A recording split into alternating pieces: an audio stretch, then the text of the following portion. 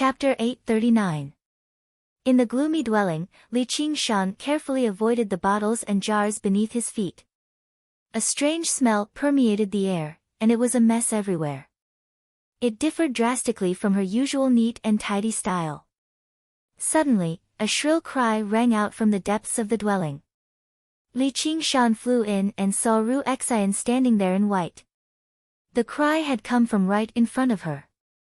Li Qingshan patted her shoulder, and Ru Xian turned around, revealing an extremely vicious, green face, which frightened Li Qingshan. However, he immediately saw that it was just a bronze mask. "What are you doing?"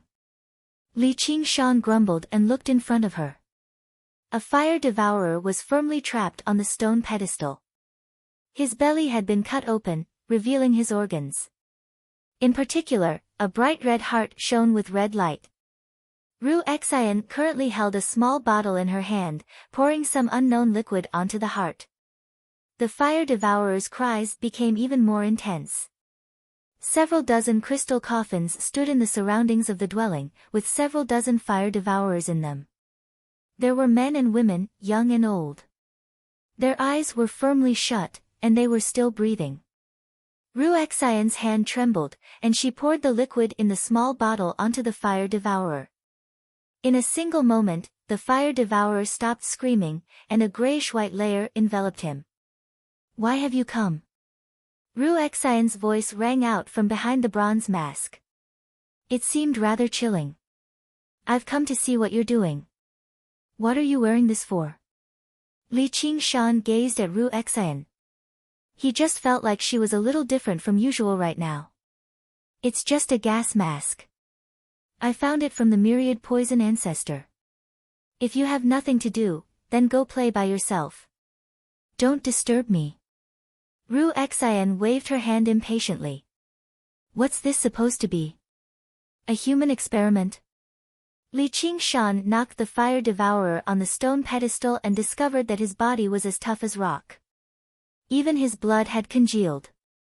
He clicked his tongue. "What strange and violent toxicity. With your intelligence, it would be hard for you to understand even if I told you." Ru Xian spread her hands and shook her bronze head. "You can insult my character, but you can't insult my intelligence." Li Qingshan was enraged. It was one thing for the Mirage CCC monarch to call him an idiot, but he wouldn't stoop to the level of a lunatic. It wasn't easy for him to get home, but he was still going to be scolded. "Ha, too bad you don't have either." Li Qingshan simply ignored her and paced around the dwelling. He knocked on the crystal coffin and weighed the bottles and jars in his hand. He vaguely understood something and asked, "You want to poison Fire Melt Mountain?" "No. It's not poison, it's a disease or a virus," Ru Xian said. "What virus?" Li Qingshan asked. "It's a vicious plague that's highly contagious. There are currently two directions. One is to turn into stone like this. There's another type of body that keeps heating up until there's a bang sound." He. Ru Xian gestured with her hands. There was a hint of fervor in her voice, and her eyes shone with fiery light. Combined with her vicious bronze mask, she gave off a dark aura. "Are you all right?" Li Qingshan asked in concern. Although he wanted to breach Fire Melt Mountain and steal the divine Wudong tree, he wanted to take down Fire Melt Mountain and take the divine Wudong tree, but he did not want her to go crazy like Shen Mengdai. "I've never been better," Ru Xian said. "Then, can the fire-devouring kings contract this disease?" Li Qingshan asked. "Of course not. It can only infect fire devourers who have undergone the first heavenly tribulation at most. Then what's the point? It won't be able to harm the core force of Fire Melt Mountain at all. Don't tell me you're just going to wait for these powerful fire devourers to all die of old age?" "I can't wait that long," Li Qingshan said. "I said you're brainless, and you still won't admit it. Once I create this disease, I can sell it to the Crystal Palace, which is the royal court of the merfolk, in exchange for a great deal of benefits. What do you think the Crystal Palace will do after they get their hands on it? They'll definitely use it. They're mortal enemies after all. If this disease really is as powerful as you say, it'll be enough to sever the foundation of Fire Melt Mountain. Li Qingshan said. Although other folk all possessed great talent for cultivation, most of them had not undergone the first heavenly tribulation or undergone the first heavenly tribulation. It was impossible for them to not use a weapon of mass destruction like this after obtaining it. All they had to do was wait for Fire Melt Mountain to be destroyed. Do you think Fire Melt Mountain will just sit and wait for death? No, they can't think that far ahead. Anger and hatred will make them lose their rationality. Unlike the countless wars in the past, this will be a war of annihilation. Ru Xian smiled. The two races had been at war for many years. They had both won and lost, but no matter who won, as long as they returned to their own territory, the other party would struggle to pursue them due to the geography. The main peak of Fire Melt Mountain and the Crystal Palace had actually never been attacked. It was almost impossible for experts at the level of the Merfolk King and the Fire-Devouring King to die. Once they had the geography, it was very possible for them to turn the tables. As a result, the plan to borrow the power of the Merfolk of the South Sea to take down Fire Melt Mountain seems simple, but it was actually nowhere near that simple. No matter how deep the grievances between the two races were, they would never take this risk. He would probably still have to take action, but it would be very easy for him to be used as cannon fodder by the Merfolk. Li Qingshan had worried about this before, but he believed in Little N's plan, so he had never looked into it too deeply. Only now did he find out that such a vicious scheme had actually been prepared right under his nose for a very long time. Perhaps it could also be described as an open scheme. As long as this virus did exist, it was impossible for the Merfolk of the South Sea to not use it. They would go to war the moment they used it. If this progressed smoothly, he did not even have to face the Fire-Devouring King. All he had to do was wait for the Fire Devourers and Merfolk to fight to the bitter end. There was basically no risk at all, and he could even benefit a lot from the Merfolk of the South Sea. He also understood why the Banyan Tree King would admit that his abilities were limited and get him to introduce the myriad poison ancestor to Ru Xian. He had always been the guide and protector of the demons and other folk of the Mist Province. Although the Fire Devourers never gave a damn about anyone, he did not want to carry out this vicious scheme. Even the person in charge of this matter, Li Qingshan, found this to be far too vicious. His main conflict with Fire Melt Mountain was still an irreconcilable conflict of interest. He wanted to see who was stronger. His hatred was concentrated on the Fire-Devouring King and the group of core experts of Fire Melt Mountain. Of course, he would not be soft-hearted and pursue some methods of justice. If a battle really broke out on Fire Melt Mountain, just the shockwaves of the battle could kill thousands of Fire Devourers. There was no need for him to pretend to be merciful. He was more worried about the woman in front of him. He could imagine that she had been waiting for this day ever since the day she joined the School of Medicine. The plan is very good, but don't be too hasty. If it really doesn't work out, there are still other ways. Being impatient is a great taboo for cultivation. Don't forget why your master gave you this name. I won't forgive anyone. Ru Xian said resolutely. Yeah. I don't really agree with your master's methods either. Treating and saving people is a very good thing, but how can you not get revenge when there's a grudge? Though, don't let hatred take over everything. We have to happily take revenge to our heart's content. Li Qingshan pressed down on her shoulder and gently removed the bronze mask from her face. Her jade-like face was clearly filled with unprecedented pain and weakness. She glanced past the crystal coffins in a daze as if she could not look straight at them. I don't know them at all. If that's the case, what's the difference between me and the people I hate? Healers were like parents. No matter how much hatred there was, no matter how vicious his tongue was normally, Huaxiai still taught her a benevolent heart. Chapter 840. What a great demon! Ru Xian smiled. Then aren't you a great demoness? Don't we just happen to make a pair? Li Qingshan pursed his lips and gazed at her smiling face. He could not help but lower his head and kiss her slightly curved, red lips. A vicious bronze mask blocked his way. He smiled and kissed the mask gently again. He felt her shoulder tremble. Emerging from the dwelling, Li Qingshan basically understood Ru Xian's intentions for coming to the south. However, he had no idea why she had developed such grievances with the fire devourers. It did not seem to be just because of the old grievances between the two races. And, not only did she refuse to return to the South Sea, but she even schemed against the merfolk. Clearly, she did not have a sense of belonging. This grievance was clearly so deep, yet in the beginning, she had instead advised him not to become enemies with Fire Melt Mountain. She would rather take the risk herself than let him take part, which left him both touched and helpless. However, he still chose the path of becoming enemies with Fire Melt Mountain in the end, which meant they were still in the same boat. Her plan for revenge increased his chances of taking down Fire Melt Mountain. However, if he wanted to carry out the plan, he would have to wait until she underwent the second heavenly tribulation at the very least. Although he had the myriad poison ancestors' full assistance, going as far as to use the resources of the cult to refine viruses and increase her cultivation, it would probably take several years.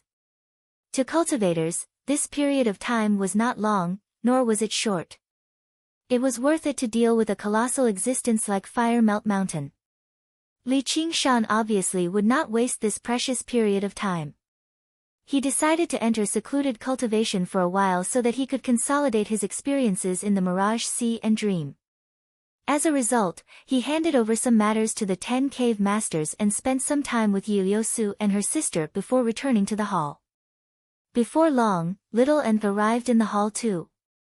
She had already passed on the scripture of the Ghost King to the myriad poison ancestor in its entirety, but it would obviously take quite a lot of time for him to truly become a ghost cultivator. As a result, she simply let him return to the myriad poison cult to cultivate. Once he had completely become a ghost cultivator, he would return and await orders. Everything that happened on Savage Mountain obviously had to be kept a secret. He had to continue acting as an enemy and serve as a hidden pawn. As a result, the war between Savage Mountain and the myriad poison cult suddenly began and ended, leading to all sorts of speculations in the outside world. However, the myriad poison ancestor was still alive after all, or it would have been impossible for him to hide from the heavenly secrets. Everyone thought he was in secluded cultivation, waiting for another opportunity for revenge. Even the king of Southern Yu never thought he would actually be defeated in an open battle and have his body destroyed, let alone become a servant. Naturally, they thought that Li Qingshan would not have an easy time in the southern border with such a great enemy. There was no need for him to personally suppress him anymore. All he could see was whether Li Qingshan would ask the monastery for reinforcements or not. A few months later, sure enough, the king of Southern Yu received news that Li Qingshan had obtained the Golden Hawk commander's permission to return to the Green Province silently. Li Qingshan flew through the air, gazing at the Green Province that he had been away from for a very long time. He obviously did not return to ask for reinforcements from the Chan monastery of Devanaga, but because a communication jade in his Sumeru ring had suddenly shattered. Although there were many methods of communication in this world, many of them were either ineffective from tens of thousands of kilometers away, or they were extremely difficult and costly, making communication extremely inconvenient. In times of emergency, he could only use this primitive method to send messages. Communication jades were divided into yin and yang. Once one shattered, the other would shatter too. Li Qingshan had a total of 4 communication jades like this, each representing different things. One was with Han Qiongji, telling her to contact him if there was anything urgent. One had been given to him by the Golden Cicada Spirit King. He said he would give him a gift when he underwent the tribulation and ascended. One was given to Begonia. Originally, he wanted to use it to ask for reinforcements, but now, it had become a remembrance. The last one was given to Chu Danqing. Back then, he had agreed to contact Li Qingshan once the 3 Absolutes calligraphy was repaired. The one that had shattered right now was Chu Danqing's. It had been several years since they last met, and Chu Danqing had never contacted him. Li Qingshan had almost forgotten about this. He guessed he probably could not repair an arcane treasure like that with his cultivation. Now that he had suddenly contacted him, even Li Qingshan had no idea whether he had completed the repair or just given up on it. The Three Absolutes calligraphy was different from regular arcane treasures. Not only did it contain a powerful path of the sword, but it was also connected to the secret of the painting tomb. It was even very likely for it to be crucial to killing the Dragon King of the Sea. It held great significance to Li Qingshan, which made him rather nervous and eager. Although he was in a hurry to find out the outcome, he did not use his demonic abilities along the way out of caution. Instead, he purposefully gave off a hint of Li Qingshan's aura. When he left the Mist Province, he even specially reported it to the Hawk-Wolf Guard so that no one could find fault with it. However, with his current cultivation, he traveled day and night without stopping, so he did not move slowly. A few days later, he returned to the territory of the Rui Commandery. He arrived in a mountain forest with beautiful scenery and dense spiritual qi. He knew this was where Chu Shidao cultivated in peace in the past. "Danqing, I'm here," Li Qingshan arrived before the formation and called out. Only a while later did the formation open, letting Li Qingshan in. All he saw was a few thatched huts sitting on the white, sandy embankment beside the Lake of Jade. They seemed simple, but they merged with the surrounding scenery, forming a natural and harmonious picture. However, the surroundings of the thatched huts were overgrown with weeds, drowning out the path. It seemed extremely desolate. Clearly, it had been a very long time since anyone had taken care of it. Li Qingshan's face sank. The dwelling held great significance to Chu Danqing, yet he actually did not have the time to take care of it. Thump. Thump. Thump. Li Qingshan knocked on the door. "Qingshan, there's no need to be so polite. Come in." A weak voice rang out from behind the door. It was so feeble that it seemed like it could snap at any time. Li Qingshan pushed open the door and entered. A person currently sat on the couch in front of the window. When he saw the person, he could not help but be taken aback. He said in surprise, "Danqing, how did you become like this?" Chu Danqing was not a handsome man like Hua Sengzan, but he was still delicate and handsome, standing out from the crowd. However, his face was covered in wrinkles right now, and his eyes were turbid. His hair was grayish-white, and his skin was dry and pale. He seemed to have aged several decades. At that moment, Li Qingshan basically believed he was looking at Chu Shidao. He did not even look as good as Chu Shidao. More importantly, he had undergone the first heavenly tribulation a long time ago and become a foundation establishment cultivator, but his aura was so feeble right now that he seemed like a qi practitioner who had not even condensed a sea of qi. Seeing Li Qingshan, Chu Danqing stood up in excitement. He trembled so much that he almost fell over. Tears flowed out of his eyes, and his mouth opened and closed, but he could not make a sound. "Don't be in such a hurry to speak. I told you to restore the Three Absolutes calligraphy, so you didn't have to end up like this." Li Qingshan hurriedly went forward to support him. He channeled a wave of spiritual qi into his body and felt that his cultivation had regressed greatly. Even his soul had been injured. He was in a worse state than Millipede, who had self-detonated his Yao core. Chapter 841. Li Qingshan was alarmed and treated him in a hurry. This man had probably done it just to watch. After saying his last words, he left. A while later, Chu Danqing finally woke up slowly. He let out a long sigh. "Qingshan, you've really made things difficult for me. This blessing is just too great. I basically can't take it anymore. I almost lost my life. Why is it that I've made things difficult for you, and it's too great of a blessing? Didn't you repair it quite smoothly in the past?" Li Qingshan had no idea how to react. This is the work of the Five Absolutes Immortal. It's not just a simple patchwork. If it weren't for Master's many years of guidance, if it weren't for my jade blood of vermilion and black, I wouldn't even know where to start. Do you know how I've spent the past few years? The amount of blood I've used is enough to fill an entire pond. However, this is also a great blessing. It's allowed me to witness the true path of painting. It's just too shocking. I really don't know whether I should hate you or love you. Chu Danqing alternated between melancholy and excitement. In the end, he looked at Li Qingshan sorrowfully. If you have to choose one, you better hate me. Li Qingshan could not take it anymore. Take it. Chu Danqing took out a painting scroll from his 100 treasures pouch with great reluctance and passed it to Li Qingshan with his eyes closed. Li Qingshan unfurled the three absolutes calligraphy slowly, revealing a sword that was pitch black like ink. The sword's design was simple and imposing, but it was not particularly special. It did not give off any sword intent either. It was deep and restrained, giving nothing away. He could not help but praise, "What a sword!" Chu Danqing said, "Although it's called the three absolutes calligraphy, it's divided into primary and secondary. I've already achieved something with the path of the sword, so I'm no weaker than regular sword cultivators. Even if I go to the sword collection palace, I'll be able to become an inner disciple." Li Qingshan sat down with his legs crossed eagerly, refining the three absolutes calligraphy again. In that moment, sword chi flowed in reverse, and sword intent pierced his mind.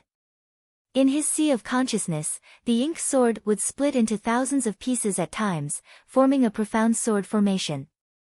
At other times, it would merge as one, pointing at the sky and drawing the ground. Li Qingshan was prepared.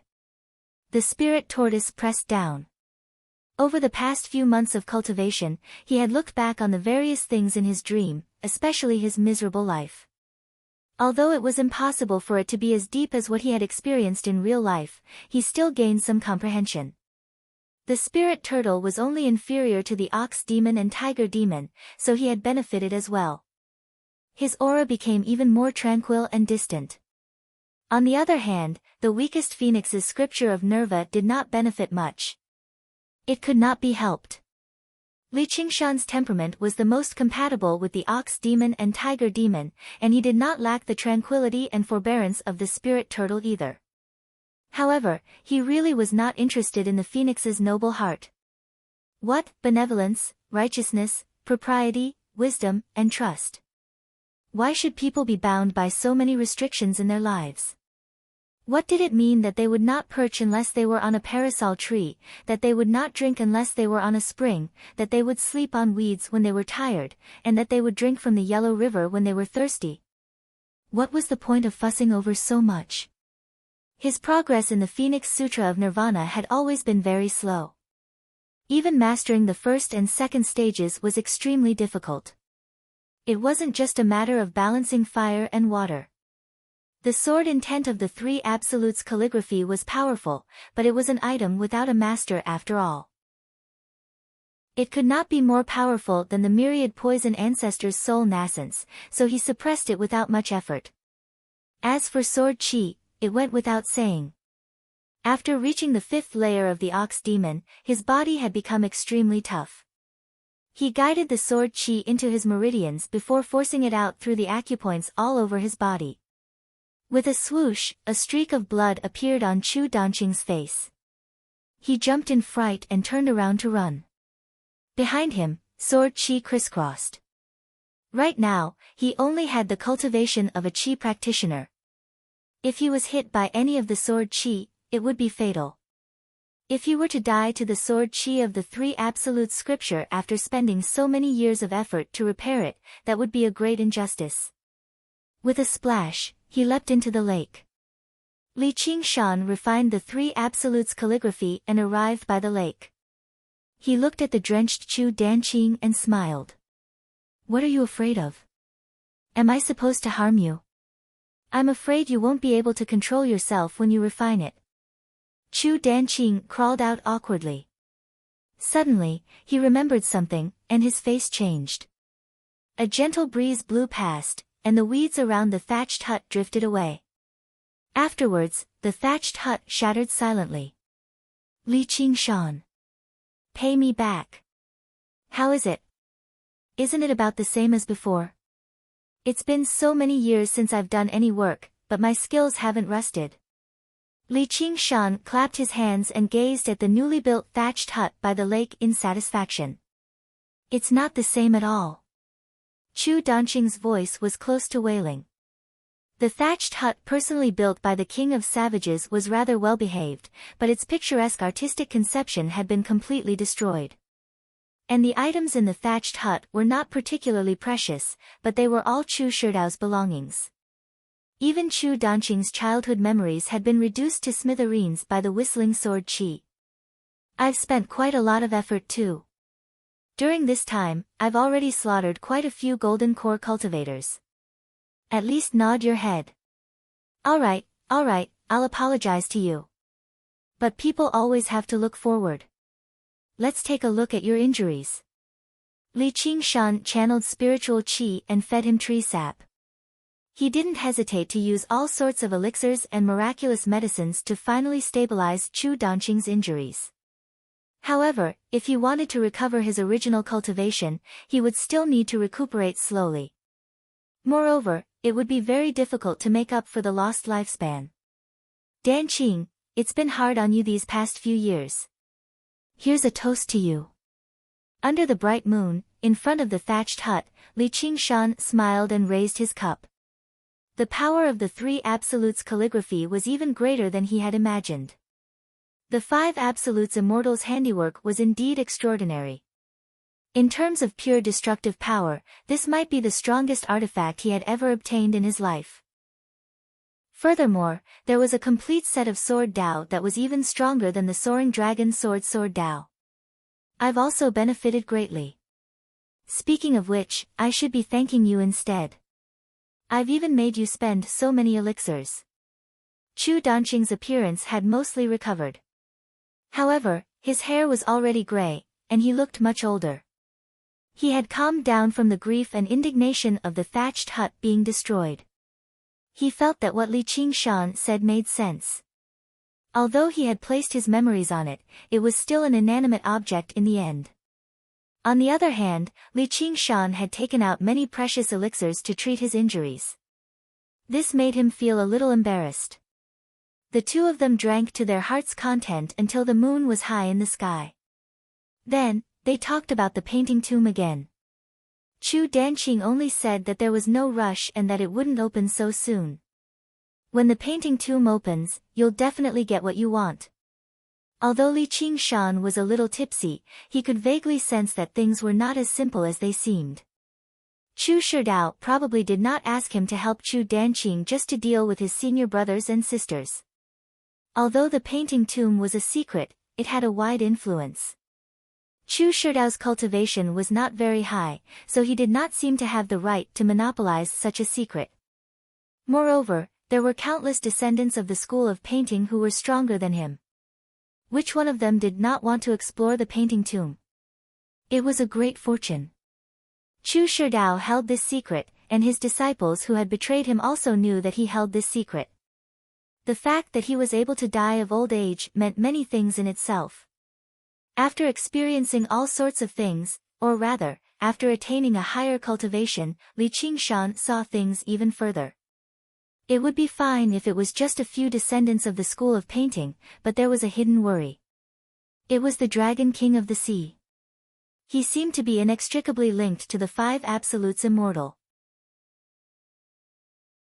Chapter 842.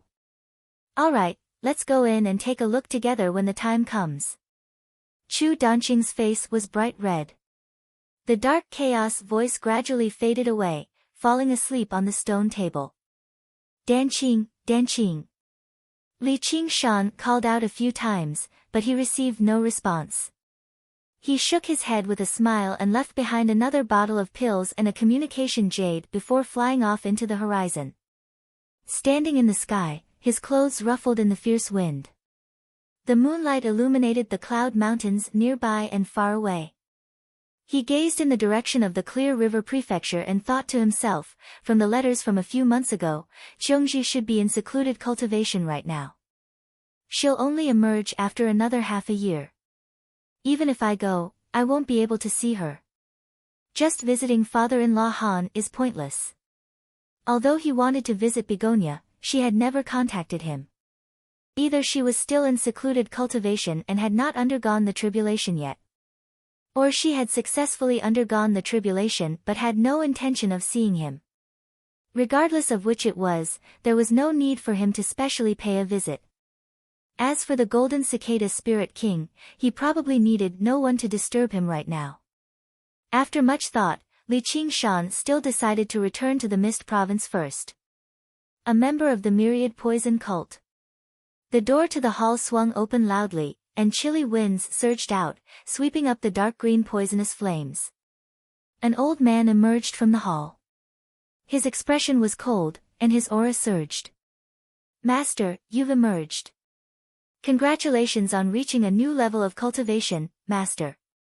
Qian Liangmu rushed over in a hurry and bowed like he was overjoyed. He could vaguely sense that the myriad poison ancestor had become slightly different. His bearing seemed even more sunken and wispy. If the King of Southern Yu were present, he would definitely be able to tell that the myriad poison ancestor had become a ghost cultivator with a single glance, but Qian Liangmu was still lacking in insight. You've contributed greatly during this period of time. I'm going on a long journey, so you'll be in charge of the myriad poison cult from today onwards. I hope there'll be a day when you undergo the third heavenly tribulation and inherit the position of cult leader, bringing glory to our myriad poison cult, the myriad poison ancestor ordered. Qian Liangmu was overjoyed. This was exactly what he had been dreaming of. Now that he no longer had any competitors among his peers, there was no need for him to waste his efforts on fighting openly and covertly anymore. He could focus on cultivation. Although the cult had lost many disciples, they could slowly recover as long as he spent some time. The myriad poison cult's disaster was not necessarily a bad thing for him personally. Liangmu will never forget Master's kindness. I am willing to go through fire and water for myriad poison cult. Qian Liangmu expressed his loyalty, but he was also secretly worried. If the myriad poison ancestor told him to go to the King of Southern Yu's estate and ask for reinforcements to deal with Savage Mountain, then it would be troublesome. He did not want to clash with Li Qingshan right now. The myriad poison ancestor glanced at Qian Liangmu deeply, and the green flames in his eyes surged. Very good. That's enough for me. You better tidy up the affairs of the teaching first. I'll get my revenge sooner or later. Qian Liangmu exhaled in relief. When he raised his head again, the myriad poison ancestor had already turned into a streak of green light and vanished into the horizon. Although he was very curious about where the myriad poison ancestor was going, since the myriad poison ancestor refused to tell him, he was afraid to ask around carelessly. He guessed that the myriad poison ancestor wanted to find a way to exact revenge on Savage Mountain. The myriad poison ancestor flew 500 kilometers to the west and erased his aura, silently arriving on Savage Mountain. Before he could even report his arrival, the Banyan Tree King had opened the formation and let him in. The myriad poison ancestor stepped into Savage Mountain and bowed towards the towering Banyan Tree King first before sighing inside. He's actually gotten the Banyan Tree King to control the formations and watch over the entrance. It's no wonder I couldn't breach it back then. The king already possesses such cultivation in his 30s, so he possesses great fortune. I've really been asking for trouble by opposing him. However, being able to follow him now can be regarded as a blessing in disguise, and I've even obtained a secret technique for ghost cultivators like the scripture of the Ghost King. Yu Wufeng was cultivating in his residence when he suddenly felt uneasy. It was like a ferocious beast had entered his courtyard while he was sleeping. He stood up and arrived outside the dwelling. He saw the old man in green robes in the valley and could not help but widen his eyes. He cried out, "The myriad poison ancestor!" There was a flash of green light, and the myriad poison ancestor arrived before him. His eyes flickered with a poisonous light. So it's little dog you of the sword pavilion. You've seen the ancestor, so why don't you drop to your knees and kowtow? Do you want to die? Yu Wufeng said nothing more. He merged with his sword, turning into a streak of fogbow light and retreating rapidly. The myriad poison ancestor followed him like a shadow, tailing him relentlessly. After becoming a ghost cultivator, he was even faster than before. He snickered viciously and prepared various killing moves, which made Yu Wufeng feel an unprecedented sense of danger. Yu Wufeng originally believed that with the arcane treasure, the fogbow sword, and his cultivation at the peak of the second heavenly tribulation, he could easily stay alive even if he was not the myriad poison ancestor's opponent. Only now did he discover just how great the difference between them was. By staying alive, he had immediately mounted his sword and fled when he saw the myriad poison ancestor from afar. Now that the myriad poison ancestor had closed in on him, he was on the verge of death at any moment. "Alright, myriad poison, stop messing around with him." A voice suddenly rang out, plain and dignified. "Yes, my king."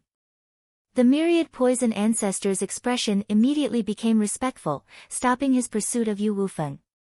Only after flying a certain distance away did Yu Wufeng stop. He was filled with disbelief. Just who could order a great cultivator around like a servant? The person who spoke happened to be Li Qingshan, while the myriad poison ancestor had already arrived before Li Qingshan. "Be careful, my king," Yu Wufeng called out. The myriad poison ancestor was definitely not someone who would listen to orders obediently. As a matter of fact, he would kill whoever was ordering him around. "Shut up, puppy." The myriad poison ancestor's lips moved, and Yu Wufeng felt like he had just heard a clap of thunder. He was shaken up, but an even more shocking sight unfolded before him. The myriad poison ancestor bowed towards Li Qingshan before standing with his arms by his sides, like an old caretaker facing his only master in this life. He was gentle, polite, and respectful, without the slightest hint of viciousness. At this moment, the other cave masters heard the disturbance too, emerging from their respective dwellings. When they saw this, they were all dumbfounded. Li Qingshan had only said the myriad poison ancestor had joined their side. In the best-case scenario, he had just made some sort of deal, allowing the myriad poison ancestor to let go of his hatred of destroying his sect. Never did they think the myriad poison ancestor would actually submit to Li Qingshan. They basically doubted their eyes or something. "It's fine. You can go back and cultivate," Li Qingshan said before turning to the myriad poison ancestor. "Let's go in and talk in detail. How much of your cultivation have you recovered?" Li Qingshan asked after arriving in the 8-point hall. The myriad poison ancestor said, "It's all thanks to Sir Little N's scripture of the Ghost King that I've recovered around 80%. I've already completely become a ghost cultivator. I can now be known as the poison-assimilating Ghost King. If I continue to comprehend and cultivate, it's not impossible for me to recover 100%. The scripture of the Ghost King could be regarded as a peak cultivation method for ghost cultivators in this world. It was a secret technique of the Umbroline sect. After becoming a ghost cultivator, before recovering all of his strength, there was even an opportunity for him to pursue a higher realm of cultivation. Chapter 843. However, that was already enough for Li Qingshan. Not only was the myriad poison ancestor's cultivation higher than his, but his strength was also greater too. If it were not for Little N's sneak attack in the past, coupled with the fact that he was caught off guard, he probably still would not have been the myriad poison ancestor's opponent. Even if his cultivation had advanced further now, his chances of victory would not be higher than 30% if they fought alone when they knew each other's strength. As a result, Li Qingshan was already extremely satisfied with a lackey like this. After asking a few more questions, he sent the myriad poison ancestor to Ruexian's place to help out before turning to Little N. "How's your comprehension of the three absolutes calligraphy going? The path of the sword it contains is utterly wondrous. I still can't grasp it immediately."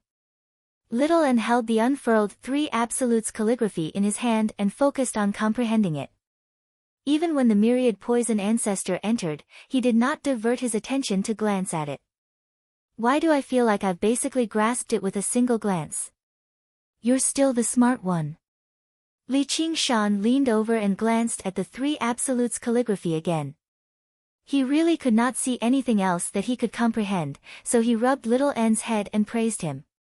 When he obtained the fragment of the three absolutes calligraphy in the past, he only treated it as a messy piece of calligraphy, but little N was able to comprehend a sword style. His talent for comprehension was extraordinary, which was why he could see the even more intricate changes in the path of the sword. I'll teach you once I learn it. Little N smiled. Take your time. There's no rush. My demon dragon sword has been destroyed anyway. Li Qingshan laid out his hands. In his demon form, he did not need a treasured sword. A punch was enough. However, when he wanted to maintain his human identity, an arcane treasure weapon was still very important. He rubbed his chin and considered whether he should steal Yu Wufeng's fogbow sword or not. However, once he reached the South Sea, he still had to deal with the master of the sword pavilion. Perhaps he would need to borrow his strength, so there was no need for him to fall out with him over a sword. All he could do was wait until he returned to the Green Province and retrieve it from the Sword Collection Palace. Why don't you look for Yin Qing and ask her to think of a way? Little N thought of an idea. What can she do? Li Qingshan asked curiously. Many of the militarist's strongest weapons originate from the Azura path. They are known as Azura divine armaments. They are different from ordinary magic treasures and artifacts. They are more suitable for close combat. Li Qingshan didn't know much about this. Little N had received the best education since he was young and had a wide range of knowledge. Li Qingshan couldn't help but think of Yin Qing's circular blade. It was hard to say if it was a magic treasure because it didn't have many variations, but in terms of toughness and sharpness, it was definitely not inferior to the demon dragon sword. If he could obtain an Azura sword of that level, it would be enough to make up for the loss of the demon dragon sword. Alright, I'll go ask her. Under the snowy mountain in the Azura field, there was a large vermilion gate and a large courtyard. In front of the gate stood 2 stone lions and a hitching stone. It didn't look like a cultivation abode, but more like a mortal's residence. Li Qingshan paced back and forth in front of the gate and clicked his tongue in wonder. He hadn't paid attention to Yin Qing for a while, but she had already built such a building. Your Majesty, the general is waiting in the main hall. I will lead you there, an armored Azura said to Li Qingshan outside the gate. General? Ha, you really know how to play. Li Qingshan said and followed him in. Soon, they arrived at the main hall. Yin Qing was waiting in front of the hall. She was dressed in martial attire. She was very beautiful to begin with, and dressed like this, she looked even more valiant. She bowed elegantly and said, I thought your Majesty had already forgotten about me. Why do you say that? Li Qingshan said. Back then, your Majesty said you would help me recover my strength. I waited bitterly in the Azura field for almost a year, but there was no news. Yin Qing was slightly angry and had a different kind of charm. Ah, there is such a thing. Didn't I come this time for this? Li Qingshan rubbed his nose, feeling slightly embarrassed. She had risked her life for you, but you threw her to the side after using her, even forgetting about the promise. You really shouldn't have. He had been trapped in the nightmare of the Mirage Sea. It felt like it had only been a night, but it had actually been several months. Even though he had changed his mind in the dream, it had taken a lot of time to complete that life. After returning, he had gone into seclusion to cultivate, and it had taken another half a year. In total, it had been almost a year. I was just joking. Your Majesty doesn't need to take it to heart. Please come in. Yin Qing smiled. With her personality, how could she entrust her strength completely to someone else? Li Qingshan smiled slightly. You really have changed quite a bit. Compared to when he had just come from the Azura realm, he was much more normal. He was no longer purely a cold assassin, and he was more humane. Is that so? What does your majesty think of my residence? Yin Qing raised her hand and introduced. Why did you think of building a residence like this? Li Qingshan asked curiously. This was my past home. I had nothing to do, so I built it for fun. Yin Qing spoke easily, but Li Qingshan saw that her eyes were rather bleak. He thought, speaking of which, she can be considered a transmigrator who has lived 2 lives. Before entering the Azura realm and becoming an Azura, she must have had a past. However, he was not willing to pry into her privacy, so he returned to the main topic. How can I help you recover your strength? I don't lack medicinal pills.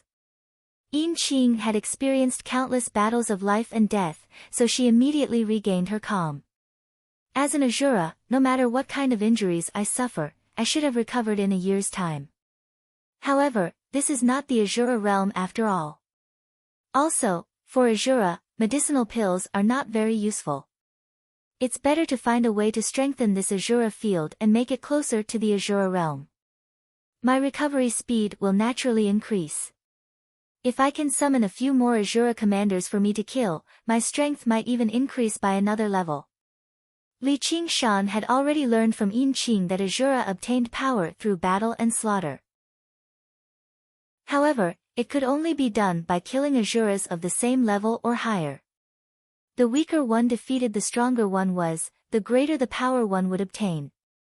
A one-sided slaughter would obtain very little power, and it would even wear down one's fighting spirit.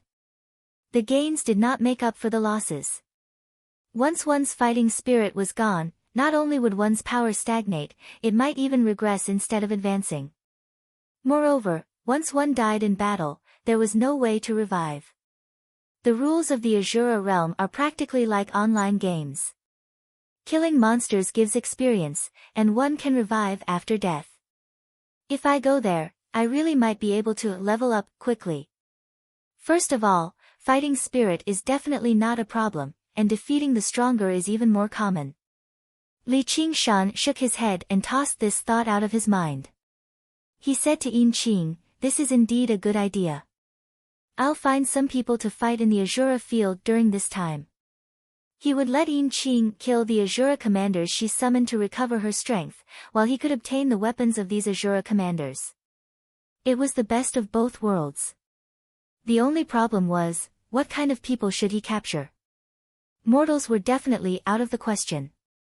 Although they could be easily infected by the Azura field and develop hysterical killing intent, they definitely could not compare to cultivators. Li Qingshan was not willing to do something like that. Those who used the sword died to the sword.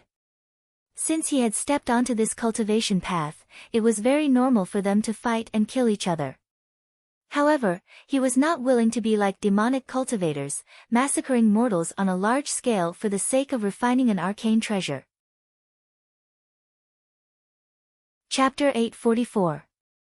Just wait until the day your strength recovers. Don't say I don't keep my word. Li Qingshan said to Yin Qing and immediately left the Azura field. He told Little An about his plans, and Little An agreed. If we want this to go smoothly, I'll have to ask the Banyan Tree King. That was exactly what Li Qingshan was thinking, so he arrived under the great banyan tree. Fellow, I've something to trouble you with again. As long as you don't need me to help you charge through enemy lines, there's no need to hold back. Feel free to tell me. The Banyan Tree King also joked. Ever since Li Qingshan returned from the Mirage Sea, they had become a little closer. The Clam King of Mirage Sea undergoing the tribulation had clearly stirred up this Demon King of the Mist Province. However, after hearing Li Qingshan's request, the Banyan Tree King fell silent. Why do you ask this? With your wisdom, can't you guess? Li Qingshan said. You sure are a good match with that little girl. Both of you are tempted to destroy her entire clan. The Banyan Tree King smiled bitterly. Surely you don't have to protect even bone-eating shamans, fellow. It's not like they're demons. If they're humans, they feed on humans. Perhaps if they develop further, they can be regarded as other folk. Li Qingshan's target was the bone-eating shamans who had once hunted him down. Back then, he heard that there were many bone-eating shaman tribes scattered across the Mist Province.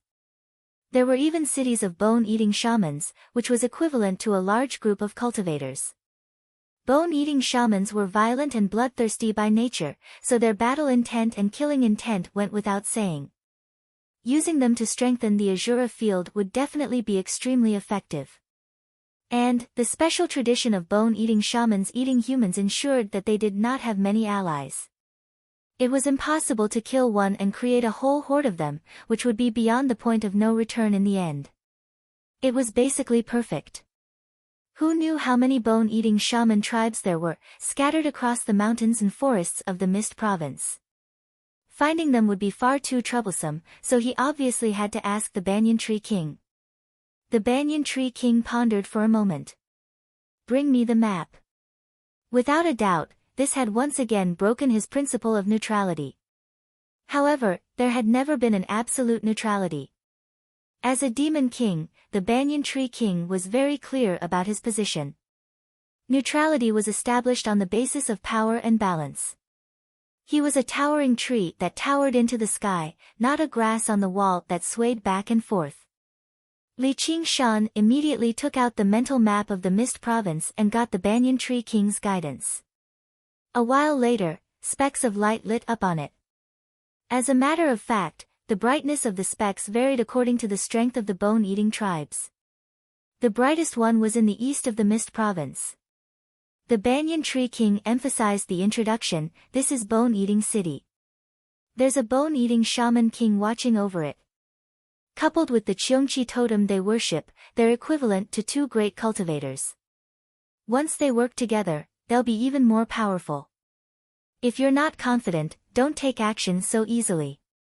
"I understand," Li Qingshan said. Defeating a single myriad poison ancestor was already extremely difficult, let alone two. And, he had defeated the myriad poison ancestor through a defensive counterattack. If he attacked the myriad poison cult, only death awaited him. However, Li Qingshan was rather tempted. If he could fight the bone-eating shaman king in the Azura field, he would gain another Azura commander at the very least, and he might even be able to break through to the fifth layer of the tiger demon. Now that he had gained a powerful helper in the form of the myriad poison ancestor, it would be far too much of a pity if he did not use him. He obviously had no chance of victory in a direct confrontation, but what if he drew the bone-eating shaman king out of his territory? If he, Little Anne, and a poison-assimilating ghost king rose up together, the outcome would be difficult to say. Li Qingshan dismissed his thoughts and decided to go from weak to strong, taking things step by step. After discussing with Little Anne again, he gathered the 10 cave masters in the main hall on the main peak of Savage Mountain and issued an order. The points on the map are the bone-eating shaman tribes. Now, I want you to go to these tribes. Ha, these bone-eating shamans even wanted to eat me back then. Li Qingshan smiled. He remembered what he had said to Ru Xian recently, revenge 100 times over. Now, it had basically come true. You wanted to eat me back then, but now, it's my turn to eat you, and all of you. However, there were far too many tribes of bone-eating shamans. They basically covered the entire Mist Province. If Li Qingshan searched through them one by one, even if he destroyed one a day, it would still take him over 2 years. At this moment, the benefits of having subordinates were demonstrated. I wonder which tribe is so bold. I'll go destroy them right now. The gentleman of heavenly blubber expressed his loyalty loudly. He added inside, as long as it's not the largest and brightest speck of light, it's fine. The existence of the bone-eating shaman king is no secret. I've already destroyed that tribe back then. Li Qingshan shrugged. Then, do you want us to slaughter these tribes, my king? The gentleman of heavenly blubber was secretly speechless. Originally, he believed he was already vicious, but compared to this, king of savages, he was still nowhere close. Just because a bone-eating tribe had offended him in the past, he wanted to destroy all the bone-eating shaman tribes in the entire Mist Province right now. No, I want you to bring back all these bone-eating shamans, and you can't kill a single one of them. Li Qingshan gazed at the mental map of the Mist Province. He had already begun imagining thousands, no, 100,000 shamans gathered in the Azura field and slaughtering one another. The corner of his lips curled into a smile. It made the cave masters shiver. If killing them was not enough, were they supposed to capture these bone-eating shamans alive and torture them all over again? May I ask why exactly, my king? Yu Wufeng stood up. He did not believe Li Qingshan was that deviant. For forging artifacts. Alright, that's the last question. All of the spoils of this trip belong to you. Oh right, the bone-eating tribe all has a Qiongqi totem. There's a skull behind the totem mural. I only want this. As Li Qingshan said that, he took out the spoils of war and displayed it. It still possessed heavy malice and malice. Li Qingshan had no need for malice, but malice was very useful, so he might as well collect it and study it. Even if he could not come up with anything, he could give it to Little N to refine. It would not go to waste. Yes, my lord. The 10 cave masters all thought to themselves, it's not like the bone-eating tribe is a cultivation sect, so how many spoils of war can there be? Although they were extremely reluctant, none of them were bold enough to say no. Right now, they were no longer just bound by the blood oath. After witnessing the myriad poison ancestors' submission, they felt fear towards Li Qingshan from the bottom of their hearts. After explaining the general plan, Li Qingshan sat back down on the throne. Little Anne, explain it to them in detail. There were so many places, some near and some far away, some strong and some weak. Who was in charge of where and how they were supposed to go? There had to be an overall and detailed plan in order to achieve the greatest efficiency. Yu Wufeng, you'll be in charge of this region. Apart from these points, Little Anne had a plan in mind and immediately began assigning tasks. She did not just consider the bone-eating tribes near and far areas, but even the cultivation of the 10 cave masters, their different abilities, and their speed were all taken into consideration. The ones she wanted the 10 cave masters to deal with were the weakest specks of light with the greatest number. These bone-eating tribes were all like the one Li Qingshan had destroyed in the past. They did not even have a single one who had undergone the heavenly tribulation. It felt a little like overkill, but according to what Li Qingshan had said, the Qiongqi totem of these tribes all possessed the strength of demon generals. If they were stronger tribes, perhaps they would possess the strength of demon commanders, and the tribes would probably possess formations too. As a result, she decided to use the method of a lion hunting a rabbit to ensure the absolute smoothness and secrecy of the plan. As for the stronger tribes, they would personally deal with them. Actually, it would not be a waste of time like that, as there were extremely few of these stronger tribes. By the time they swept through all of these tribes, even the 10 cave masters might not necessarily be able to complete the mission. Sir Little Anne, how are we supposed to bring these people back? 100 treasures pouches can't hold living creatures. Although we can use techniques to trap them, it's far too conspicuous. How are we supposed to hide them? A cave master asked with a frown. Yeah. Don't tell me we're supposed to use bug pouches or seals. Only a few people can fit in there. Don't tell me we're supposed to rush back and forth across several tens of thousand kilometers. Another cave master added. Tools that could hold living creatures did exist, such as bug pouches for nurturing insects and seals for taming beasts, but the space was extremely limited. They could not even hold a single shaman from the bone-eating tribe. Use Sumeru rings. Little Anne said expressionlessly. There was a qualitative difference between Sumeru rings and 100 treasures pouches. Although they could not create their own world like the Azura field, they could hold living creatures. But apart from the first cave master, second cave master, and fifth cave master, we don't have any Sumeru rings here. Forging Sumeru rings was rather difficult, and to regular cultivators, a sufficiently large 100 treasures pouch was enough. Unless they were clans or sects with a very deep foundation, they would never waste materials to forge them, so they could be regarded as rather precious. And, the cultivators of the Mist Province were slightly poorer than the Green Province on average. Li Qingshan had considered this a long time ago. He pressed his hand against the stone table and slid it across from left to right, leaving behind 5 sumuru rings. After so many years of war, he had accumulated quite a bit. However, it had taken him quite a lot of effort to gather so many sumuru rings. For the sake of this plan, he had removed both his and Little N's sumuru rings, moving the items inside into his 100 treasures pouch. It was all thanks to the myriad poison ancestor. All of the cave masters' gazes were drawn over, and they sighed in amazement. Their gazes towards Li Qingshan became even more reverent. He obviously would not be so bored as to collect sumuru rings. Behind every single sumuru ring was the death of a powerful cultivator. I'll lend them to you for now, but I'm still missing 2. Do you have any ideas? If you don't tell me the truth, you'll be breaking the blood oath.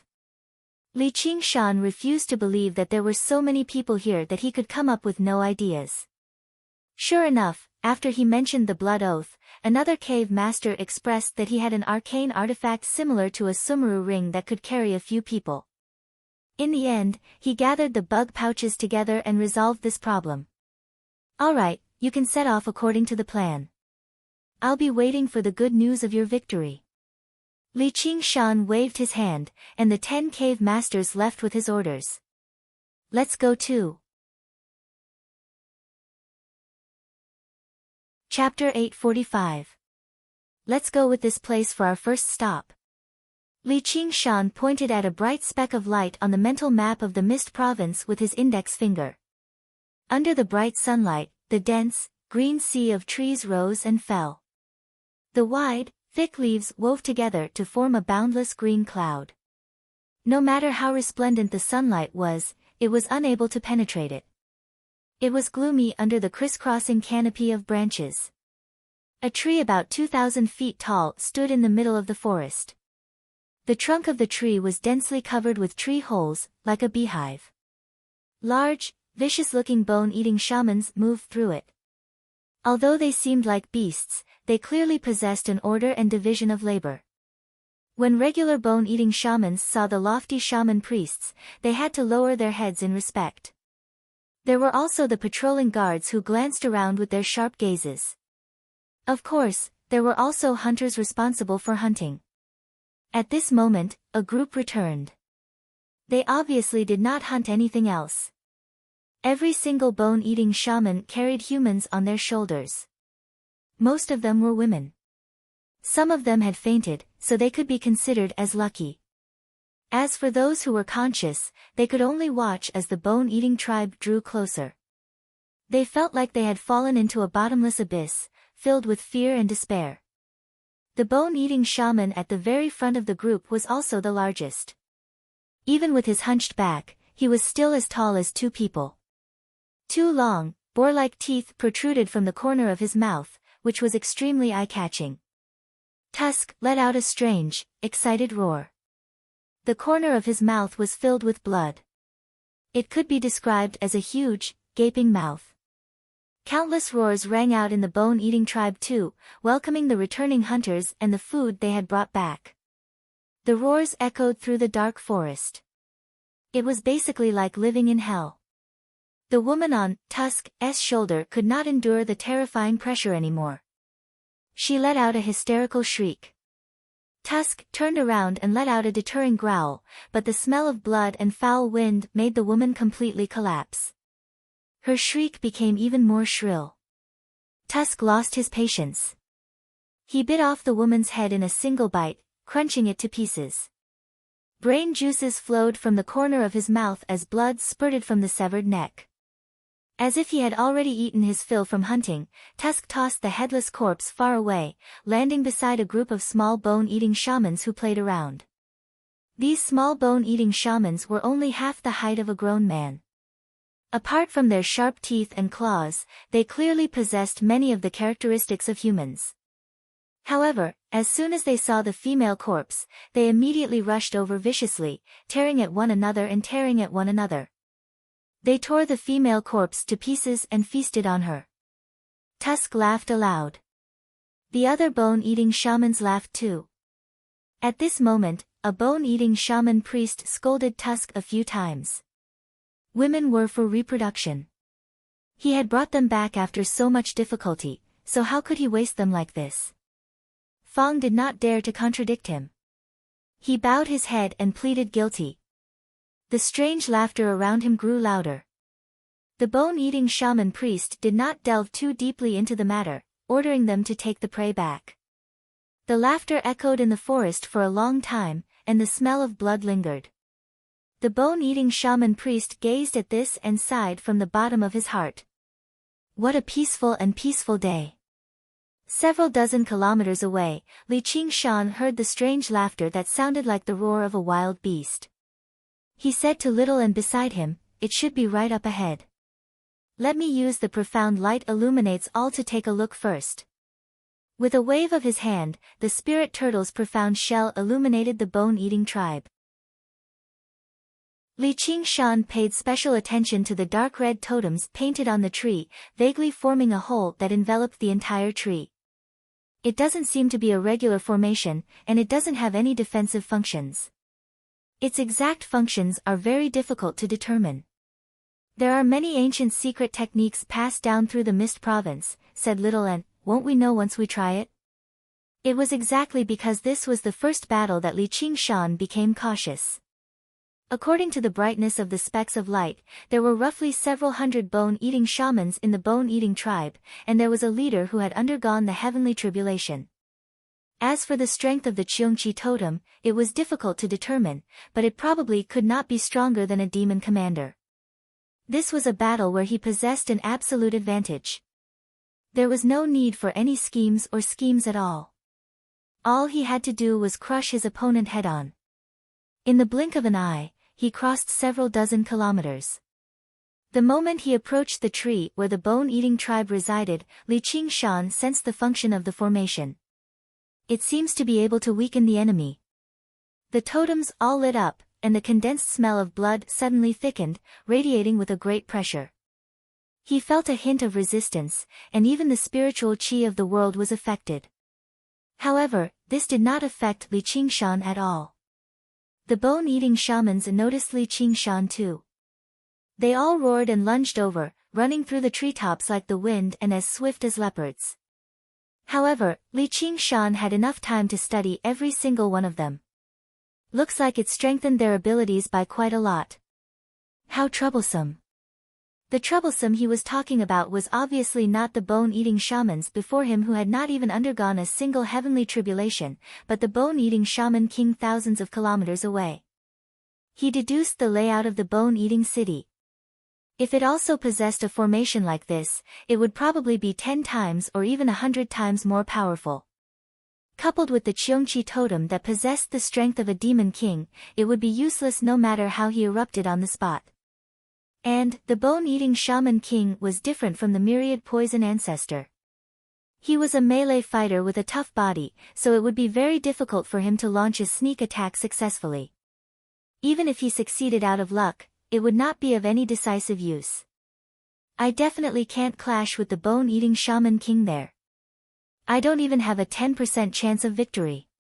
Li Qingshan sighed and exhaled, producing a gust of wind that whistled through the air and turned into a tornado, sweeping away all the bone-eating shamans before him. The Azura field was already in his hand, producing a blood-red swirl that swallowed the bone-eating shamans. Li Qingshan did not enter the tree hole. He simply stood at the entrance and whistled in with the wind, sweeping up the bone-eating shamans one by one and sending them into the Azura field. He was like an anteater, extending his long tongue into the nest of ants and sticking it to them one by one. A furious roar rang out from the hole, and even the tree swayed. An extraordinarily fierce bone-eating shaman rushed out against the wind. He was the leader of the bone-eating shamans who had undergone the heavenly tribulation. Li Qingshan glanced at the bone-eating shaman leader. If it were not for the sake of refining the azure field, his gust of wind would have crushed the entire tree to pieces. In order to ensure that these bone-eating shamans had enough mental fortitude to fight, he was as gentle as he could be, doing his best to prevent them from being harmed at all. The bone-eating shaman leader stiffened up. His mind that had almost gone mad suddenly experienced great fear. In a daze, he saw a scarlet tiger staring at him, its eyes like blood and fire, its expression blank like it had sunk into a nightmare. The gust of wind swept him into the azure field powerlessly. This move really does work. As it turns out, turning souls into haunts is only a superficial effect. The deeper effect is to stun the soul. I'll see if I can make the living submit to me later. That way, no matter how many enemies there are, as long as they're weaker than me, I can turn them all into slaves with a single glance. Wouldn't that be insane? Chapter 846. The towering tree shook violently. The whistling tornado poured in through the largest tree hole. The twisting and turning caves roamed through the entire bone-eating tribe, capturing bone-eating shamans one by one. Before this unstoppable ability, even the brutal bone-eating shamans let out cries of fear, drowned out by the wind.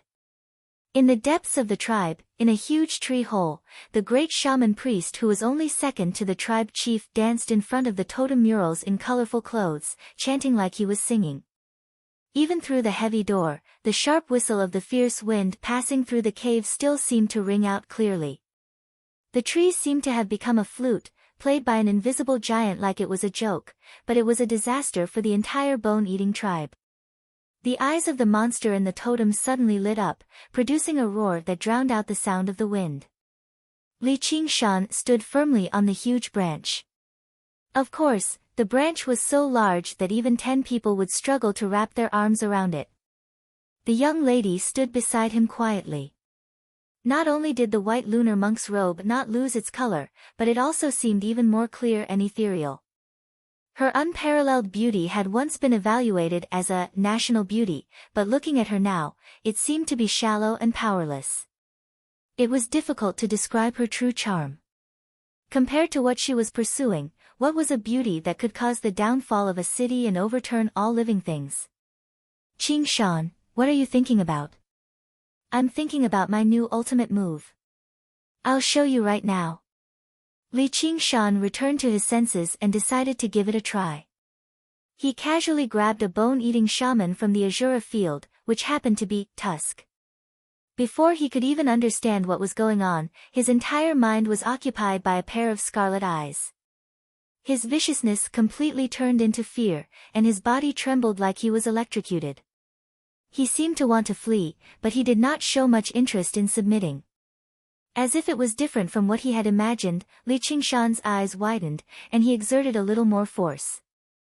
The veins on Tusk's vicious face bulged, wriggling about like earthworms. With a bang, his head exploded. Afterwards, his soul successfully turned into a haunt, nodding and bowing towards Li Qingshan. It's different. Little and smiled.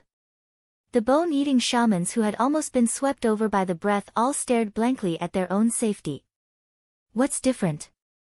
Li Qingshan said. Her smile made his heart skip a beat. The girl was becoming prettier and prettier. If she grew a little older, there really would be no one he had seen in his life who could match her. Brother Ox's cultivation method sure was wondrous. But apart from that, there was nothing else. In some aspects, he was indeed extraordinarily stubborn. Once he had made up his mind on a certain point of view, he would not change it. Little and explained, the divine soul and the physical body are completely different. If the divine soul is like water, then the physical body is like a cup filled with water. It's hard to say which is stronger and which is weaker. The water can be twisted at will, and the cup will shatter if it is violently twisted. Your supernatural power is to reshape the shape of the water, so to change the shape of the water, you must first break the cup. The ghosts of the hungry ghost realm could devour their own kind to strengthen themselves, but even the bone-eating shamans who ate humans required a conversion process. Moreover, The inner demons of ghosts were much larger than those of living creatures. Once they lost their stable bodies, it would be very difficult to restrain their thoughts. This was also the importance of a physical body. I see. Li Qingshan nodded. If it were not for the fact that his body had been destroyed, with the myriad poison ancestors' temperament and cultivation, even with the Clam King of Mirage Sea's assistance, why would he submit to someone else? Although he was rather disappointed, he had at least managed to understand the principle behind the tiger demon's supernatural power. It would be a little more wondrous when he used it in the future. This move is extremely effective against children. Whoever it stares at will die. I just wonder how effective it will be against true third heavenly tribulation experts. I'm not asking for too much. I just want a split second of absent-mindedness.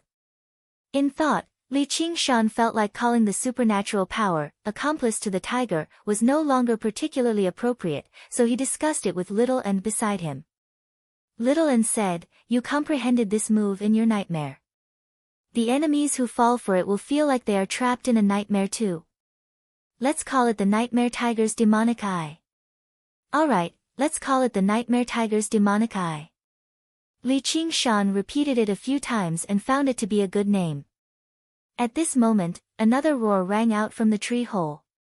A Cheongqi totem shaped like a black tiger with a pair of wings on its ribs rushed out of the tree hole under the great shaman priest's control. However, it was over 10 times larger than regular tigers, giving off heavy malice and malice. However, Li Qingshan was rather disappointed.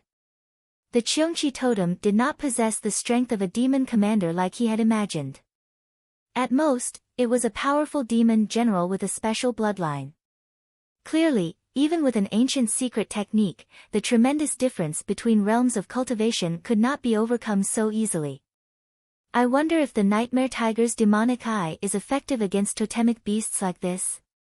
Li Qingshan wanted to give it a try without spending any money, so he used the Nightmare Tiger's Demonic Eye and looked over.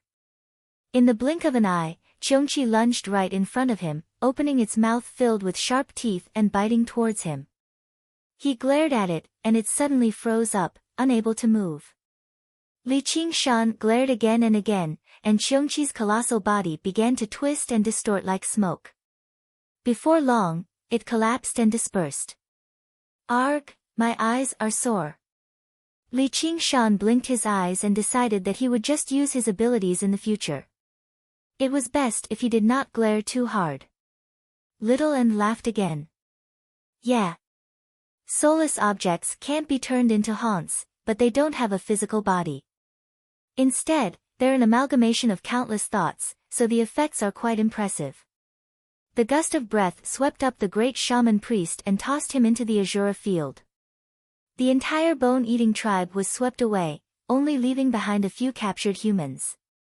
They had no idea what was going on with their faces filled with fright, and there were even a few who had already become numb to despair. The gust of breath had clearly destroyed their prison doors, but not a single one of them was bold enough to flee. Li Qingshan ignored these people. Once they've stuck around long enough, they'll have to flee sooner or later. There's no need for them to repay him for saving my life. He drew in the last gust of breath, which swept up a few translucent skulls that seemed both human and beast. They were of much better quality than the one he obtained before. Little End stared at them from the side too. Li Qingshan smiled. I'll give them to you once I'm done using them. Yep, those bone-eating shamans too. They'll all be used as firewood for you.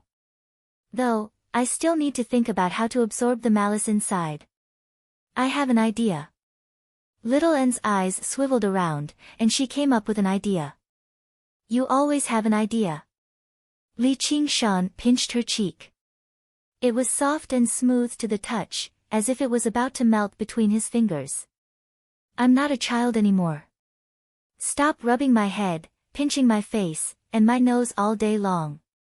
Little End glared at Li Qingshan. These actions that represented intimacy in the past only made her slightly jealous now. She had already recovered her memories as the princess. She was no longer that ignorant little ghost. However, because she practiced the path of white bone and great beauty, she did not seem any different. In my eyes, you'll always be a child.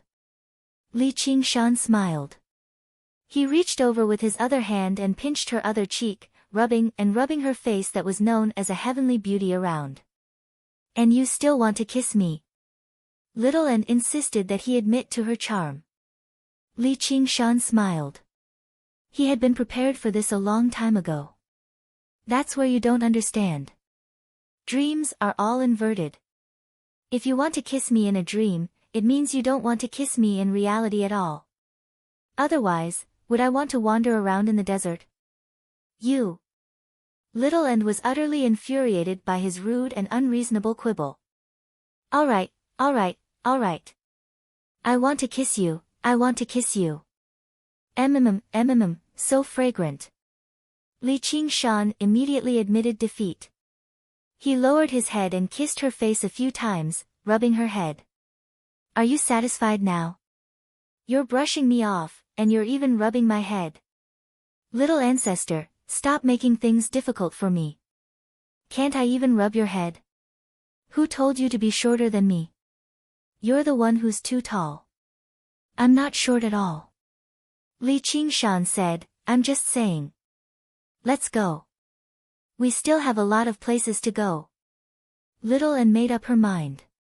There would be a day when she would make him understand her charm. In the Azura field, the sounds of battle shook up the sky. On the snowy mountain, Yin Qing led a group of Azura, standing on the side of a cliff and gazing into the distance. In the very center of the Azura field, under the blood-red sky, thousands of bone-eating shamans slaughtered one another on the ground. Under the influence of the Azura field, every single one of them had become bloodshot. They could no longer differentiate between friend and foe. They only wanted to kill every living creature they saw. Murderousness surged into the air. The blood-red swirl in the sky slowly began to revolve. The Azuras all became restless. Unlike the Azura commander Yin Qing, who was tired of fighting and killing, they still maintained their exuberant battle intent. They requested to fight time and time again, but were all suppressed by Yin Qing. Although they did not dare to resist, they all looked dissatisfied. In the Azura realm, women had always been discriminated against, and Yin Qing's identity was an assassin, not a general. Coupled with the fact that she was injured now and her strength had declined, it made it even more difficult for them to accept her.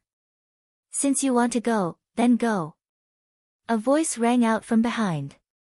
Li Qingshan arrived beside Yin Qing. Yes, sir. The Azura rallied with vigor and all brushed past Li Qingshan, directly leaping off the cliff and falling into a cone-shaped battle formation, charging towards the battlefield in the distance. Battle was the meaning, and slaughter was destiny. Even if they died in battle here, they could be reborn in the Azura realm. Men are still more suited for the battlefield after all. Though, my king, doesn't that mean I won't have anyone to order me around? Yin Qing glanced at Li Qingshan unhappily. Li Qingshan smiled. It's not like you're fighting anyone here, so what are you ordering so many people around for? Just stay here and watch the show. Didn't you say there were second heavenly tribulation existences among the bone-eating shamans? Why don't I see any? What kind of show is this? Yin Qing said. Although bone-eating shamans are brutal in nature, they've reached the second heavenly tribulation, so they already possess very powerful willpower. They won't be disturbed by the Azura field so easily. Releasing them now will only disrupt the battlefield. Moreover, if an Azura commander shows up later, can you win? I can't, Yin Qing said calmly. She had yet to recover from her wounds completely. Although assassins had to defeat those stronger than them, there was not a single weakling among Azura commanders. They would even surpass her in battle. Chapter 847. What a great plan, my king. Yin Qing glanced at Li Qingshan deeply. He was already in his 30s, but he only seemed like he was in his early 20s. His bearing was like a mountain, unshakable. His gaze was deep, distant, and unfathomable. However, he was not completely composed. Sometimes, he would smile innocently and say some things that completely contradicted his identity as the king of savages. As a result, after spending some time with him, she would even find him very amiable and peaceful. However, when it came to the specifics, it would be a different story. His plan was without a doubt to unleash the full potential of the bone-eating shamans. Only a relatively balanced battle would be the most intense, providing the Azura field with the most power. The group of Azura were all sacrifices too, including her. Actually, Li Qingshan was only the decision-maker. He had left the specific details to Little Anne. He was not actually skilled in meticulous planning. However, Little Anne's plans were his plans. If he had done it, then he had done it. There was nothing to deny. As a result, he smiled. Wasn't it all for your sake in the beginning? No matter how I schemed, I'll always support you. I won't let your life be in danger. Although he was very vengeful, he would never forget the help that others had given him. Yin Qing looked at his sincere smile and felt her heart warm up for some reason. Then thank you, my king. I don't want to return to the Azura realm for now. That's not up to you right now. You're mine now. If you do return to the Azura realm one day, you'll definitely be fighting under my banner. Li Qingshan waved his hand forcefully. I hope so too. As they spoke, the battle formation assembled by the Azura had already killed their way into the battlefield. Their auras merged together, like a steel blade plunging into butter. Wherever they passed by, blood splattered and limbs flew everywhere. The bone-eating shamans were all routed. Even the tribal leaders who had undergone the heavenly tribulation struggled to fend off their attacks. They were slain in a single clash, their bodies torn to pieces. The Azura charged back and forth, sweeping through everything in their path. The intensity of the battlefield increased once again. If this were a regular clash between armies, the bone-eating shamans would have still collapsed. However, in the Azura field, everyone's battle intent had been pushed to the limit. They were delirious. Instead, they were attracted by the Azura's aura and rushed towards them without a care for anything else. With a thought from Li Qingshan, several thousand more bone-eating shamans were thrown into the Azura field. Among them were 3 tribal chieftains who had undergone the heavenly tribulation and a great shaman priest who knew how to cast techniques. They finally stopped the Azura's advance. Although the Azuras had all sorts of advantages, they were still outnumbered and trapped in a turbulent sea of people. They gradually showed signs of exhaustion. They wanted to break out of the encirclement again, but Li Qingshan just happened to have almost 20,000 bone-eating shamans blocking their path several times. Trapped in the encirclement, they began to suffer injuries and deaths. However, the more desperate the situation was, the purer and denser the Azura's fighting spirit became. His killing intent was like a beacon that shot into the sky. The blood-colored vortex spun even faster. Originally, Little Anne's plan was to deplete all of these Azura here, sacrificing them to the Azura field through a battle to the death.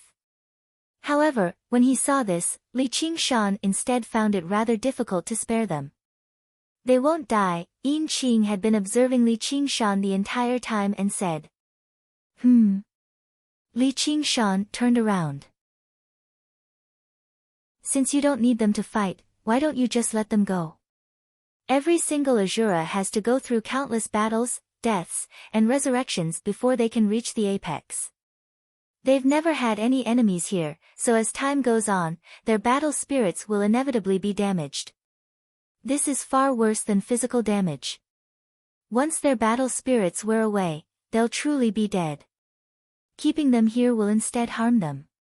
Why don't you let them return to the Azura realm with battle spirits? Yin Qing said. Li Qingshan nodded and threw another 20,000 bone-eating shamans into the battlefield. They were like a colossal meat grinder, annihilating all life. He had captured close to 100,000 bone-eating shamans from various parts of the Mist Province. It was even greater than when Si Qing refined the Azura field in the past. And, probably many of the bone-eating shamans who died here would return to the Azura realm and be reincarnated as Azura. Aren't you afraid that your battle spirits will wear away? Li Qingshan asked Din Qing. I'm a mighty Azura commander, so how can I be compared to these little guys? A little rest is nothing. Not to mention, just keeping that poison-using old man busy has made up for all my slacking off in the past few days. Even if I want to wear away my battle spirits with you, it won't be easy. There will be even better battles waiting for you in the future. Li Qingshan smiled. He thought to himself, once this refinement is complete, I should be able to trap third heavenly tribulation existences for a while. There was no need for him to trap third heavenly tribulation existences here. That was impossible. All he had to do was obstruct their escape slightly, and the Azura field would become a battlefield that would not stop until one of them died. A while later, the last Azura died in battle. Before he died, he even dragged a bone-eating chieftain down with him. Blood flowed like rivers on the ground, seeping deeply into the soil. A single step would sink into the mud, like a swamp of blood. The blood continued to seep downwards until it reached the center of the Azura field. Blood-red light filled the surroundings, becoming more and more compatible with the will of the Azura realm, but no Azura descended. This was under Li Qingshan's conscious control. As the Azura field rapidly strengthened, it could already block out regular Azura, saving its strength and waiting for an Azura commander to appear.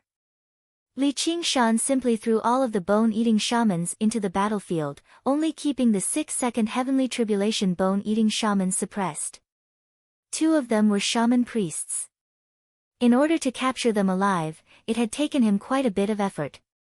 Now, they were all suppressed, waiting for the Azura commander that could rival them to appear. After waiting for a while longer, Li Qingshan suddenly said, "He's finally here."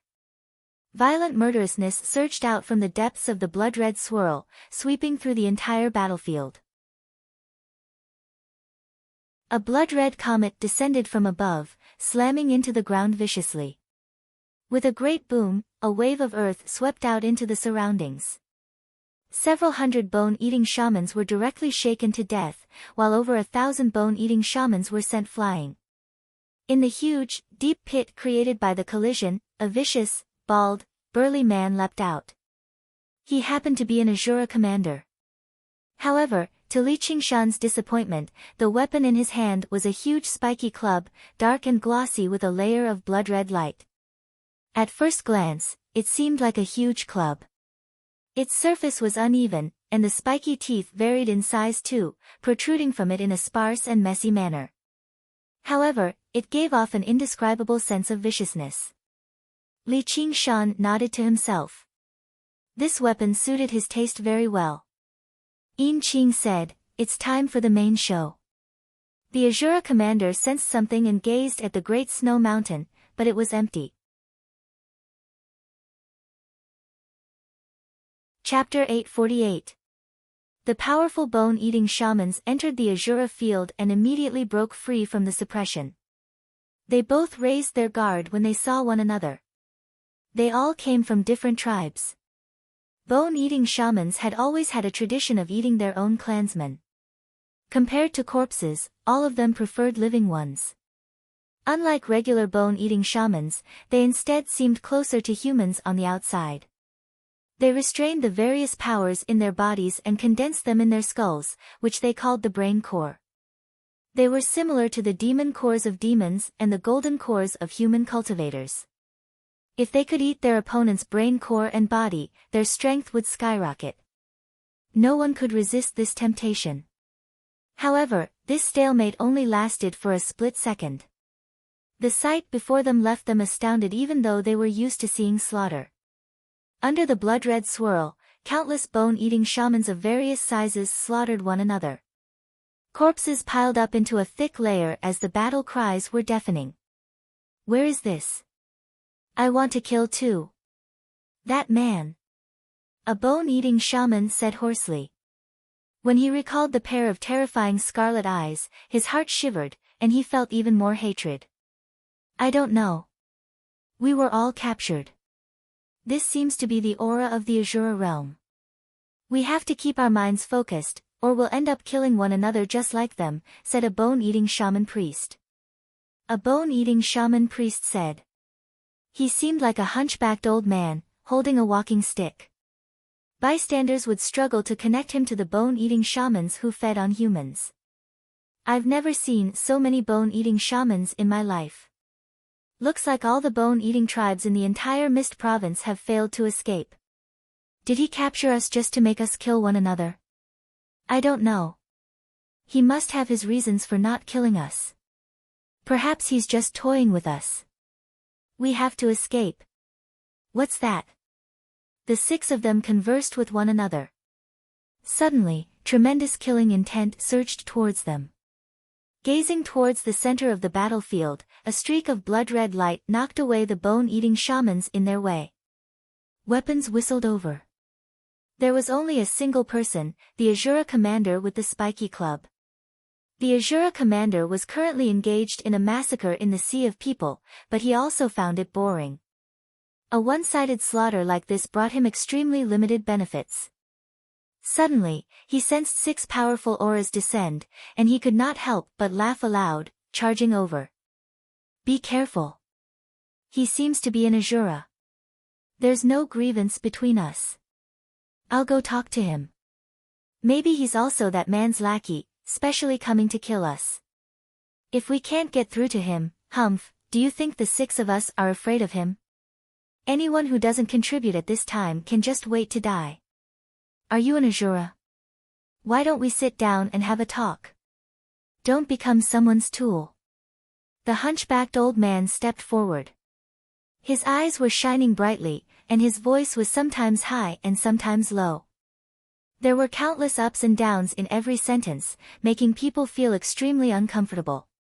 He quietly cast a witchcraft that affected one's mind. If he wanted to establish his identity as a leader, his chances of survival would increase. The Azura general's speed increased by another 30%. In the blink of an eye, he arrived and smashed his mace down with a sinister smile. Overwhelming strength, even a mountain peak would be smashed to pieces.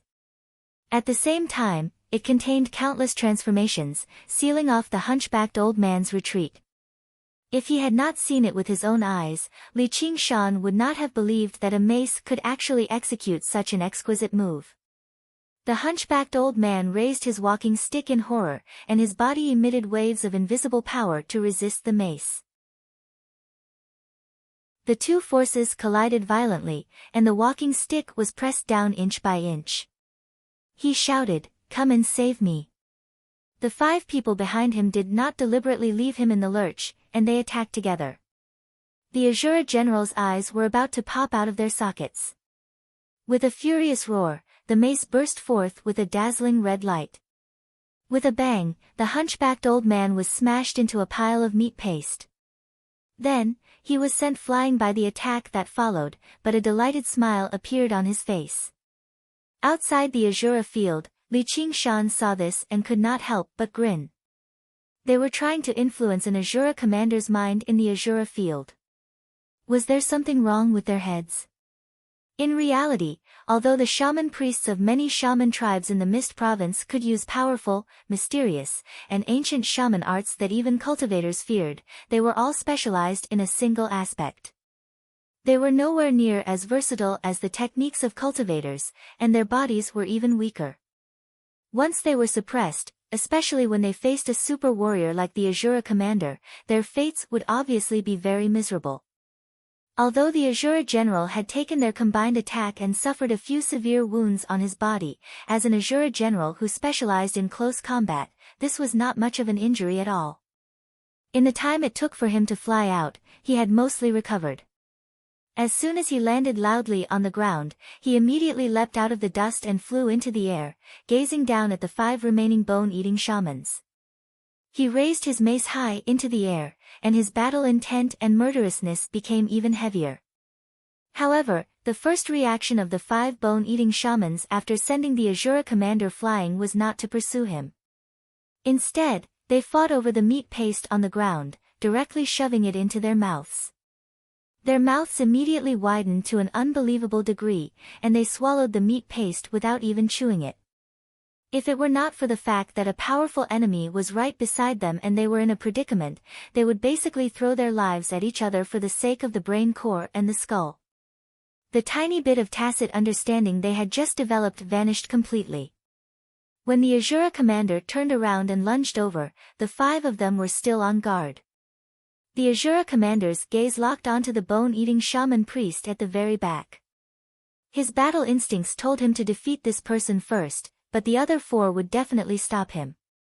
Although the 4 of them were weaker than him in terms of physique and skill in battle, they were not easy to deal with even if they worked together. Just who was the master of this Azura field? Who cares? I'll just kill them all. The only remaining shaman priest also waved his staff and unleashed an invisible power, but he did not fight to the death with the Azura commander. Instead, he turned around and fled, whistling away with nothing to rely on. He actually moved very quickly. Because he had been casting shaman arts from afar, he did not even get close to the battle just now, so he was filled with resentment. His body was the weakest here, so he was completely afraid of letting the Azura commander approach him, afraid that he would follow in the footsteps of the old man and be torn apart and eaten. Now that he had fled, none of the remaining 4 were willing to take the blame. They all had to digest their newfound power, so they all turned around and fled in different directions. What the hell is this group of people? Li Qingshan rubbed his forehead. Originally, he was still worried whether the situation would become unbalanced if it was 6 against 1, but he could not help but admit he was wrong now. This was clearly 1 against 6. Hidden in the space, Yin Qing was taken aback too. Originally, she planned on waiting until both sides were heavily injured before finding an opportunity to assassinate them, but she never thought the second Heavenly Tribulation bone-eating shamans would scatter in all directions after just a single clash. The Azura commander missed, which angered him instead of delighting. He spat viciously and chose the slowest one to chase after. But clearly, speed was his weakness. Even the slowest bone-eating shaman was slightly faster than him. Carrying a ferocious and heavy mace was obviously not an advantage in a long-distance race. It was not easy to catch one within a radius of a few hundred miles. Chapter 849. Yin Qing hid in space, just about to consider whether she should strike or not. Her target should be the shaman priest who fled first. Someone with a weak body like that was the best prey for assassins. In the past, assassinating someone like that was basically a piece of cake. Now, she was 30 to 50% confident. She lurked in space quietly, like a cheetah crouching in the bushes, waiting for an opportunity to appear. The bone-eating shaman priest sensed nothing, flying to the edge of the Azura field in a single breath. Just now, he stopped and began attempting to break through the region. The other bone-eating shamans attempted the same thing, either attacking with shaman arts or using their fists. Li Qingshan was unfazed, suppressing the Azura field firmly. Seeing how he was unable to break through the spatial barrier, the bone-eating shaman priest could not help but panic. He closed his eyes and chanted, unleashing all of his powers, but his back was wide open. Yin Qing's eyes narrowed. She gripped the circular blade firmly and struck out instinctively. At the same time, an invisible power enveloped her. The scenery around her changed, and she had already been moved out of the Azura field, arriving in the 8-point hall. Yin Qing let out a very gloomy sigh. What orders do you have, my king? Li Qingshan sat on the ground, holding the Azura field in one hand and rubbing his chin with the other. He was in thought. Little and leaned against his side quietly as her seaweed-like hair flowed down. Yin Qing could not help but glance at her a few more times. She secretly compared them inside and developed a hint of jealousy. She smiled self-deprecatingly and sighed inside. She really had been in this human world for too long. When fighting in the Azura field, who cared about appearances? All that mattered was the strength of the body and the level of martial skill. She was just far too outstanding. Her bearing was like that of a person of the heavenly way, yet different. Her strength was startlingly great too. Who knew where he found her? Don't do anything for now. I've gone to so much trouble to capture them unscathed. If they die all of a sudden, it'll be far too much of a waste. Li Qingshan said without even raising his head, paying attention to the Azura field. Sure enough, the Azura commander with the spiked club could not catch up to the bone-eating shaman. He cursed aloud before leaning on the spiked club and sitting down on a small hill. He called out, "Who's the master of this Azura field? Get your ass out here and eat my club." Naturally, no one responded, so he simply put his hands on his waist and cursed at the sky, his voice shaking the heavens. However, it was clear that he had fought in the Azura realm for a long time. His vocabulary was not very rich, and he kept cursing. Should I promise these bone-eating shamans that as long as they kill this Azura commander, I'll spare them so that I can incite their passion for battle? Li Qingshan muttered to himself. Ignore them, Little and suddenly said. Why? The Azura field has become even stronger, while the bone-eating shamans have very weak mental fortitude and cultivation, so they'll be influenced more and more deeply. There's going to be a battle in the end. If we try to seduce or force them, it won't be good. It's better to let nature take its course. Little and said. The Azura field spanned several hundred kilometers. It was not exactly large, but it was not exactly small either. The Azura commander's speed was his weakness, but as long as he remained in the center and walked in any direction, he could reach the boundary in a while. He could threaten these bone-eating shamans at any time. This game of hide and seek could not last for too long. If these bone-eating shamans did not want to die, they had to work together and fend off him. By the time the influence of the Azura field grew deeper and deeper, and they could no longer maintain their rationality, it would be too late. Sure enough, she's the one scheming, Yin Qing thought. Then she asked, this will definitely take up a lot of time. I can't stay outside forever. If she stayed in the Azura field, then the club-wielding Azura commander would definitely treat her as an enemy and attack her as well. It would not be particularly dangerous, but it would still be very troublesome, and it would interfere with the battle. Little and said, that's exactly what I want you to stay in there. However, it's not to assassinate them during the chaos, but to maintain the balance. Let them clash a few more times. It might be a little depressing, but you can say it's a way to hone their battle spirit. Sure enough, it's all part of her plan. Yin Qing sighed inside. He really was not as pure as he seemed on the surface. As she gazed into his clear, deep eyes, they seemed to be empty, reflecting nothing at all, which made her shiver inside. She could not help but think of the strike she had used to assassinate the myriad poison ancestor on Savage Mountain. It's a good idea, but Yin Qing is still recovering, so you better forget about it. Li Qingshan shook his head. No, this is also to help me recover my strength, so I should do my part. Some pressure isn't a bad thing. It's time for me to experience the atmosphere of the battlefield. Please send me back, my king. Yin Qing thought of something and said, though, I have a request. I hope my king can agree to it. What? Even if I face life-threatening danger, don't lend me a hand, and don't teleport me away if there's nothing important. That's a battlefield. Yin Qing said. All right, I promise you. Soon after Yin Qing entered the Azura field, the Azura commander discovered her. After all, it was impossible for her to hide in space the entire time. That was far too taxing on her, and coupled with her injuries, it was even more impossible. However, she was extremely fast, and she could teleport away as well. If she fled blindly, there was nothing the Azura commander could do about her. He cursed again out of anger, but he did not let his guard down at all. As an Azura, he understood the dangers of his own kind the most, let alone an assassin. Under the blood-red swirl, the battle continued. The battle continued for another half a day. The ground had already absorbed enough blood, and blood flowed everywhere. Pools of blood formed in the river. Suddenly, a powerful aura emerged from the depths of the swirl, immediately drawing everyone's attention. Li Qingshan beamed with joy. Another one has come. I wonder what weapon it is this time.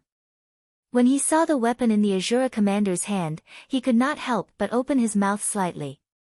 His expression became extremely strange. A month later, the chaotic battle in the Azura field finally came to an end. With 100,000 bone-eating shamans as sacrifices, the Azura field had become even stronger.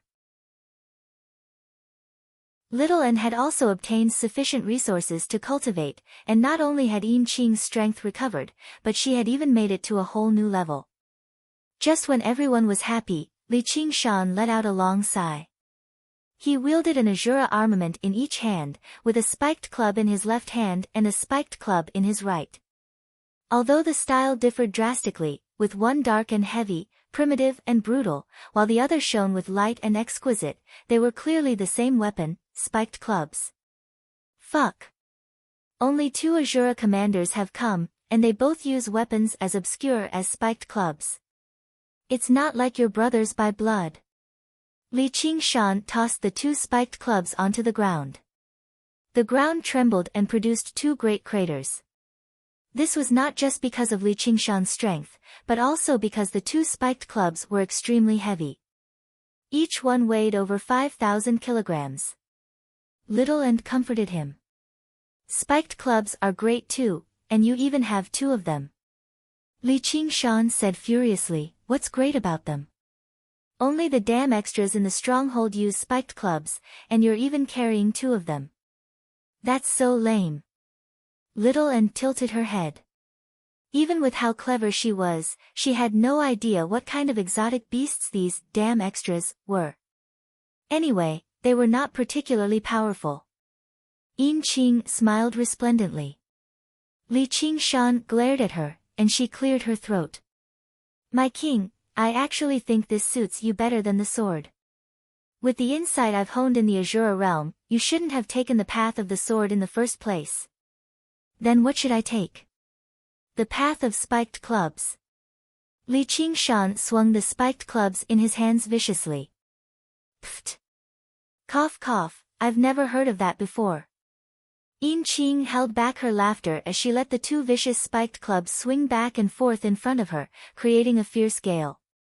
Li Qingshan was extremely domineering, and Little and couldn't help but nod. That does make sense. Qingshan, aren't you quite comfortable using them? Li Qingshan's body stiffened, and he suddenly put away the spiked clubs. He couldn't help but think about what Yin Qing had said. Back then, he had cultivated the way of the sword largely because of the cursive sword calligraphy. Little N had comprehended a set of exquisite sword techniques and then taught it to him, which were much better than using other weapons. As he walked step by step, he had gotten used to it, and he had never thought about changing weapons. However, after he completely repaired the 3 Absolutes calligraphy, he had this thought instead. The way of the sword contained within the 3 Absolutes calligraphy was indeed profound and mysterious, forming a style of its own. However, the more it was like this, the more he felt uncoordinated. It was similar to the feeling he had when he cultivated the Phoenix Sutra of Nerva. He always felt that he was lacking that little bit, and it was difficult for him to comprehend its essence. If Li Qingshan's comprehension was poor, then how could a peerless divine ability like the 9 transformations of the demonic and divine be simple? What kind of person was the 5 Absolutes Immortal? He was the reincarnation of a celestial being, unparalleled in the world in the 4 arts, chess, and calligraphy. He had fused the way of the sword into calligraphy and painting, and was unparalleled in his generation. What kind of person was Li Qingshan? He had started out in the wilderness of a mountain village and had slaughtered his way to where he was now. His mind was filled with the 3 vulgar thoughts of fighting powerful enemies, drinking good wine, and sleeping with beautiful women. He was lustful, but he could forget about being romantic. To put it bluntly, in essence, they were 2 completely opposite people. As a result, he couldn't see any sword techniques from the cursive sword calligraphy back then, and he couldn't comprehend the way of the sword with the three absolutes calligraphy now. Perhaps he had truly chosen the wrong weapon. He had to cultivate the Phoenix Sutra of Nerva, but his weapon didn't necessarily have to be a sword. As a result, he asked Yin Qing, "What weapon do you think I should use?" Yin Qing said, "I can't say for sure. You'll have to experience it yourself. I only chose this circular blade after trying many weapons. The various experiments I've tried before have actually been very beneficial. Then let's try this spiked mace first." Li Qingshan muttered to himself before raising the spiked mace in his hand. He found it much more pleasing to the eye. The second, spiked mace, descended into the Azura field, and the first opponent it found was the first, spiked mace. The two Azura commanders wielded the same weapon, and after a round of clanging sounds, they fought many more times afterwards. Li Qingshan thought about it for a moment, and he could clearly recall every detail of every battle. Although the spiked mace path was clumsy and ingenious, with all sorts of ingenuity, it was much simpler and more direct than the way of the sword. With a foundation in the way of the sword, learning it was also very easy. In short, all he had to do was smash the enemy. There was no need to use the light-splitting technique or condense qi into threads. However, compared to the spiked mace, Li Qingshan actually missed another weapon more. That weapon had allowed him to realize his own strength for the first time in his life, and it had even helped him kill his first person. Chapter 850. Are you in a better mood, my king? Yin Qing smiled. I'm in a better mood, but isn't my luck a little too good? Li Qingshan glanced at Yin Qing. Her beautiful eyes were smiling, diluting her frigid murderousness, which made her seem more and more feminine. Actually, this isn't a coincidence. Regular Azura commanders are determined for battle, and they're completely unwilling to leave the Azura realm. Only people who wield heavy weapons like that can't react in time and get sucked into the Azura field. Even if it's not a spiked club, it'll be something like a huge hammer. When the power of the Azura field becomes stronger, there will be other weapons. But for an assassin like me, don't even think about it. Yin Qing placed a hand on her waist as if she was not just showing off her identity as an assassin, but her impressive figure as well. She was not shy at all. I see. You can say that I'm quite lucky. Li Qingshan smiled. He sensed Little N's gaze beside him and coughed gently, concealing his expression. That's strange. The bone-eating shaman king should have received the news already, so why hasn't he come to avenge his clansmen? Don't tell me he's in secluded cultivation. The battle had basically wiped out all the bone-eating shaman tribes in the Mist Province. 100,000 bone-eating shamans had died, so it was impossible to keep the news under wraps. He had ordered the 10 cave masters to act in secret to earn more time to refine the Azura field. Now that another month had passed, the news should have spread a long time ago. The 10 cave masters had basically traversed the entire Mist Province, fighting several hundred bone-eating tribes, so it was impossible for them to leave no traces at all. The bone-eating shaman king only needed to investigate a little, and he could track them down very easily and find Savage Mountain. Li Qingshan was already prepared. When the bone-eating shaman king attacked Savage Mountain, he would use the formations to deplete his strength before launching a sudden attack and trapping him in the Azura field. Then he would work with the myriad poison ancestor, Little N, and Yin Qing to surround and kill him, and then he could take over Bone-Eating City. After completing all of this, the Azura field would definitely become even stronger, which would be beneficial to his cultivation of the Tiger Demon transformation. It was even possible for him to break through to the 5th layer of the Tiger Demon during the intense battle. The plan could not be described as flawless, but it could be regarded as well-connected. However, even now, there had been no news at all, so he could not help but find it strange. Little N said, "It doesn't matter. If he doesn't come, we'll lure him here." In the eastern part of the Mist Province, there was a majestic city. The stone buildings of varying heights were covered in creepers, which displayed different colors as the seasons changed. Although it was not as exquisite and refined as the ones in the prefectural city of Clear River, it had its own unique flavor. The spiritual energy in the city was dense, even more so than on Savage Mountain. It was actually a rare blessed land. A majestic divine hall sat on a tall hill at the center of the city. It was the core of the blessed land, and it was even better than the Octaterra Hall on Savage Mountain. The tens of thousands of trees outside the city had been cut down, and the miasma had been expelled as well. The land had been opened up into rolling fields that were full of vitality. When the sun set in the west, a long horn sounded in the temple. The farmers returned to the city in groups. The sunset dyed the fields of the city bright red. The temple looked even more magnificent and noble, peaceful and peaceful. When a farmer passed through the city gates, he gazed up at the top of the city gates. For large words were carved deeply in ancient letters, Bone-Eating City. There were 1,000,000 people in the city, but only 100th of them were bone-eating shamans. The rest were all mortals, or in other words, vegetables. The men were ordered to farm day after day. Because the spiritual energy in the blessed land was dense and there was plenty of food, every single one of them was strong and healthy. Weak, crippled infants became food as soon as they were born, but only bone-eating shamans with relatively higher status had the right to enjoy them.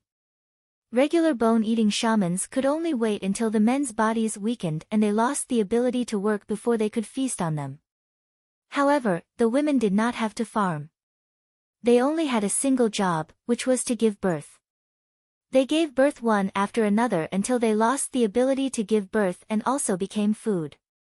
Just like that, they reproduced generation after generation. A few lucky ones would be nurtured into bone-eating shamans, while most of the others would become so-called vegetables, giving birth to even more bone-eating shamans or vegetables. This was the holy land of bone-eating shamans. There was no need for them to hunt arduously or fight against the various shamans, and they could obtain sufficient food. However, even with a population of 1,000,000, raising 100th of bone-eating shamans was already the limit. And, the number of vegetables was limited by the size of the land, so it was impossible for them to expand any further. As a result, a group of bone-eating shamans would be exiled every few years, turning into bone-eating tribes and scattering across the entire Mist province. Among these tribes, if they reached a certain level of cultivation or demonstrated extremely great talent, they would have the opportunity to return to Bone-Eating City. There was an endless stream of pilgrims. But recently, the pilgrims had suddenly vanished. The city was rife with discussion. The bone-eating shaman king sent people to investigate, but they had yet to find anything. Just who is it? Who's bold enough to hunt down my clansmen so wantonly? A furious voice rang out in the bone-eating divine hall, shattering the silence of dusk and ringing through the entire city. Whether it was bone-eating shamans or mortals, they all knelt in the direction of the divine hall, as silent as cicadas in winter. The noisy city suddenly fell silent. At the very top of the bone-eating divine hall was a stone wall around 300 meters tall. It was painted with a lifelike totem of Cheongchi, overlooking the entire city. In front of the totem wall, a middle-aged man stood on the tall steps, waving his black scepter around. His face was filled with fury. He wore long robes with a dark black base and dark red edges, which made him seem like a dignified king. However, the single horn on his forehead, the wings on his back, and the terrifying aura that rushed into the clouds all demonstrated his identity, the bone-eating Shaman King. Shaman King, according to the results of divination, the enemy comes from the south. The great shaman priest stood below the steps, raising her head and reporting with a sharp, hoarse voice. She resembled an old woman, her back bent beyond recognition, only the height of a 10-year-old child. She wore a black crown of feathers on her head and wore ragged, colorful shaman robes. The South? Don't tell me it's the myriad poison cult. The dark red wings on the bone-eating Shaman King's back flapped furiously. No, Shaman King, it's not the myriad poison cult. It's the cave masters of Savage Mountain, said the great shaman priest. Savage Mountain? Just them. Why would they do something like that? The bone-eating shaman king frowned. Only then did he remember what kind of place that was. Savage Mountain was only a second-rate organization in the Mist Province, a motley crew. If they had only destroyed a few bone-eating tribes, then it would be nothing. He actually did not care too much about the fate of the bone-eating tribes outside. However, an extermination operation like that was completely different. They were clearly going to become mortal enemies, so where did they find the courage to do so? So be it if it was just weaker tribes, but the stronger tribes all had second heavenly tribulation bone-eating chieftains or shaman priests. They possessed a geographical advantage, so how could they fall so easily? Savage Mountain is no longer the Savage Mountain of the past. Now, it's occupied by a White Hawk commander called Li Qingshan. He used the Blood Oath scroll to control 10 demonic cultivators and 10 cave masters. He calls himself the King of Savages and contends against the Myriad Poison Cult, said the great shaman priest. The King of Savages. He's undergone the third heavenly tribulation, so how can he be a White Hawk commander? Bone-Eating City was several tens of thousand kilometers away from the south. The bone-eating shaman king had always been cultivating in the city, so he knew very little about Li Qingshan. No, he's only at the second heavenly tribulation, but he's very powerful. Even the Myriad Poison Cult suffered a great loss against him. Most of their disciples died, and even the Myriad Poison Ancestor couldn't do anything to him. As for why he did that, I have no idea. A sliver of worry appeared in the great shaman priest's eyes. Savage Mountain. Very good. Li Qingshan, very good. I'll make them pay the price. I'll make them noobs in the city for the rest of their lives. I'll cut off a piece of their flesh every day and eat it. It'll definitely help my cultivation reach a new level. The bone-eating shaman king's mouth was filled with sharp fangs. He unfurled his wings and kicked up a fierce gust of wind. He was about to fly thousands of kilometers away and capture Li Qingshan and the others so that he could drink with him. This was not recklessness. Instead, it originated from the shaman king's confidence. As long as he understood the enemy's location, without an opponent on the same level, whatever geniuses, whatever arcane treasures, were all useless. However, unbeknownst to him, the Myriad Poison Ancestor was going to attack Savage Mountain with the same confidence. Shaman King, please wait. Li Qingshan's master is the Chan Monastery of Devanaga of the Green Province.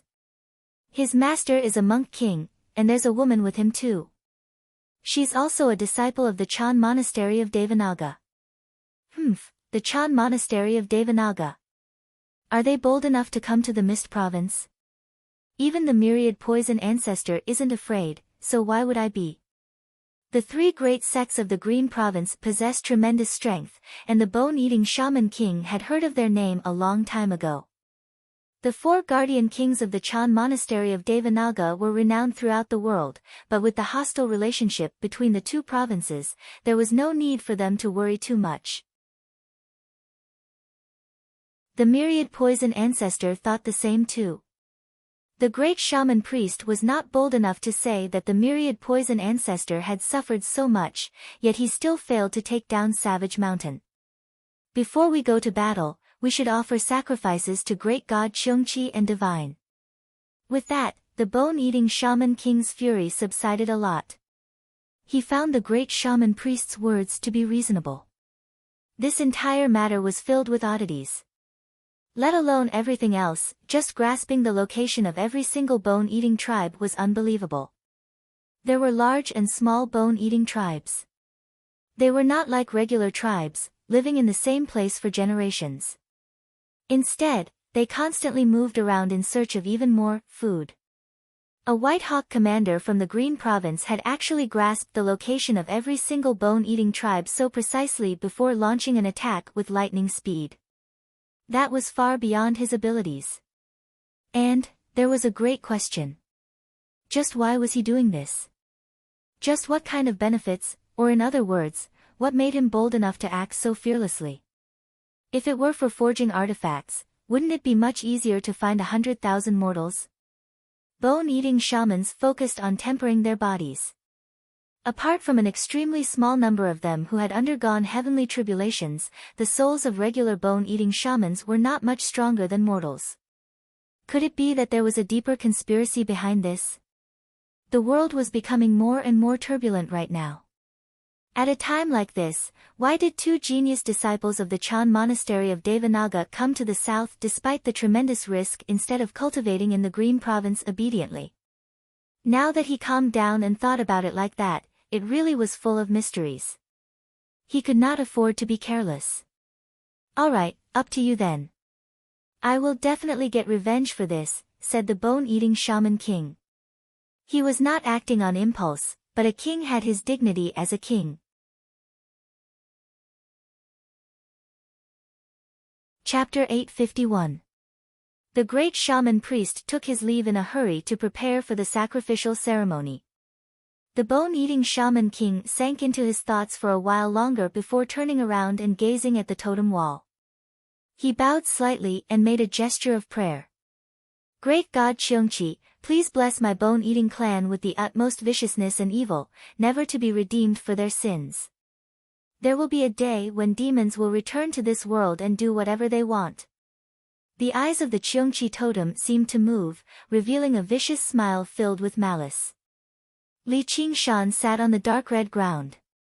This was under the blood-red swirl, where 100,000 bone-eating shamans fought and died. Little N had already incinerated the corpses, but the whistling of the wind was like surging murderousness. However, the whistling of the wind was like a surging murderous aura. The sounds of weapons clashing and battle cries were still echoing in his ears. If he were a regular cultivator, he would definitely be restless, unable to eat or sleep in peace, but Li Qingshan felt very comfortable. The tiger demon roared in his heart, becoming more and more vicious. A while later, he opened his eyes and exhaled gently. He had completed another stage of cultivation. "Little Anne, why does the brain core of this bone-eating shaman seem so similar to the demon heart of demon folk? However, it's also a little different." Li Qingshan held a colorless, half-transparent crystal between his fingers. He raised it and gazed at it, reflecting the blood-red swirl in the sky. "It's the same, but it's also different." Little Anne busied about, placing crystal skulls around Li Qingshan one by one, vaguely forming a formation. "What do you mean it's the same, but it's also different?" Li Qingshan spread out his limbs and laid down, gazing at the blood-red swirl in the sky. The ground was moist and warm, where the smell of earth and blood mixed together to form a wondrous scent. Taking a deep breath, he felt refreshed. Demon folk have invaded the 9 provinces many times in the past. Although they've all been vanquished in the end, the effects are extremely far-reaching. Many cultivation methods and techniques of the cultivation community originate from the demonic arts and magics of demon folk. They've just changed their appearance slightly. In particular, in the wilderness, the core shaman techniques of some shaman tribes are directly the cultivation methods of demon folk. Speaking of which, your demon suppression statuary is also a cultivation method created by demon folk. Little Anne smiled and came to his side. She sat directly on his stomach and supported her cheek with one hand as she spoke. Great Xia's vigilance against demon folk is so great. The actions of the bone-eating shamans are basically the same as demon folk, so how did they manage to develop until now? Li Qingshan asked in confusion. That's why I said there's still a difference. The demon hearts of demon folk are planted from a young age, while the brain cores of bone-eating shamans are condensed after birth. No matter how evil shamans commit, they still know they're doing evil. They're just demonic cultivators. Li Qingshan nodded. The demonic cultivators of this world were not just for show. For the sake of refining treasures, the White Lotus Mother had slaughtered 200,000 people in an entire city, and that was only one of the many examples.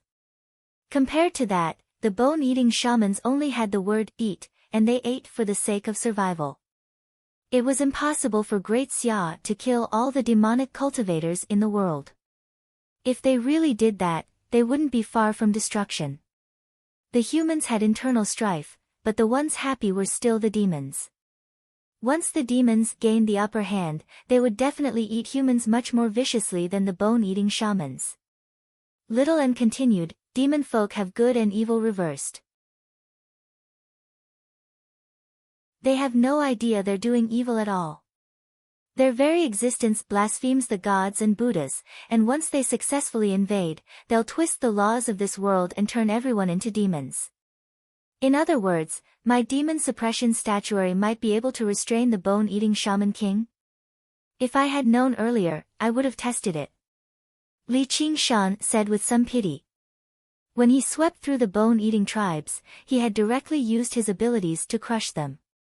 He had never thought about using the demon suppression statuary. It will restrain them, but they're a major realm of cultivation apart. The demons are probably much stronger, said Little N. Fair enough. The myriad poison ancestor can be regarded as a standard great demonic cultivator.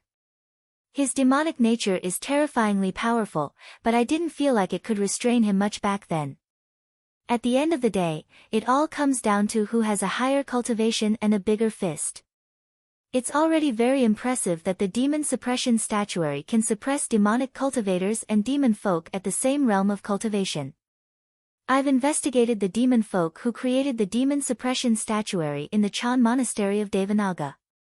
Although a lot of the information is obscure and unclear, and many things have been erased and smeared, according to my speculation, if he hadn't suddenly switched sides during the last demon plague and used the demon suppression statuary to purge the demons, the Chan monastery of Devanaga would have been destroyed already.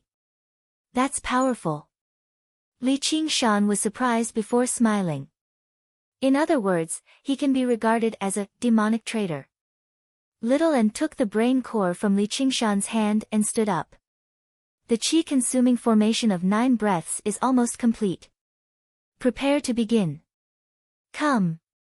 Li Qingshan leapt to his feet as a thought flashed through his head.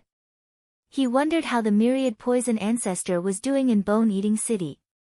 The sun set in the west, and night rose up. The sky was filled with stars. The bone-eating shaman king gazed at the distant horizon and suddenly saw a green star whistle over with a long tail. His expression could not help but change, and he gripped the black scepter firmly. Shaman King, how have you been? In the blink of an eye, the green light arrived above Bone-Eating City, turning into the myriad poison ancestor and gazing down. Fellow myriad poison, you sure have changed quite a bit. Perhaps I should call you the myriad poison ghost king in the future. There were only so many great cultivators in the Mist province. Over the lengthy period of time, basically all of them had met before. However, they normally cultivated separately, so they rarely came into contact with one another. The myriad poison ancestor's sudden visit surprised the bone-eating shaman king slightly. Afterwards, he saw that the myriad poison ancestor had already become a ghost cultivator, which made him even more surprised. Very few great cultivators would willingly give up on their bodies.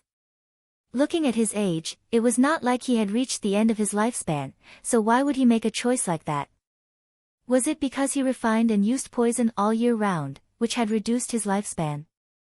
As for the possibility that someone had destroyed the myriad poison ancestor's body, it only flashed through his head. It's just a title. You can call me whatever you want. However, even if I've become a ghost cultivator, I'm not weaker than anyone. The myriad poison ancestor gave off his aura without hiding it at all. For a moment, chilly winds whistled, and poisonous flames rose up, dyeing the sky a miserable green. When demonic cultivators communicated with one another, displaying their strength was the most important step. Only when they were strong enough could they communicate as equals. Old Man Myriad Poison is actually still so powerful after becoming a ghost cultivator. Looks like he obtained a supreme, brilliant ghost cultivation method, which is why he made this decision. He can't be underestimated. The bone-eating shaman king thought and raised his hand. You never come without a reason. Please come down and have a look, fellow. I've never been here before. I didn't think your bone-eating shaman city would actually be so grand. The myriad poison ancestor's sleeves fluttered, and he landed beside the bone-eating shaman king. He glanced at the Cheongchi totem deeply first before glancing back at the entire city. The bone-eating shaman king originally wanted to praise the myriad poison ancestor's myriad poison cult, but he remembered the great shaman priest's message. Many of the disciples of the myriad poison cult seemed to have been slaughtered by that Li Qingshan. If he said that, he would probably provoke the myriad poison ancestor. He was known for his narrow-mindedness and viciousness, so he changed the topic. You're too kind, fellow. However, I have no other choice. If it weren't for food, who would be willing to raise so many humans? I'm more envious of you, fellow. You can cultivate just by breathing in the spiritual qi of the world. You're all alone, without so many worries. The myriad poison ancestor's face sank. The bone-eating shaman king thought, don't tell me I've still offended him. He thinks I'm mocking him because all of his disciples and clansmen have been killed. He sure is difficult to please. Whatever, do you think I'm afraid of you? He directly asked, fellow, why have you come all the way here?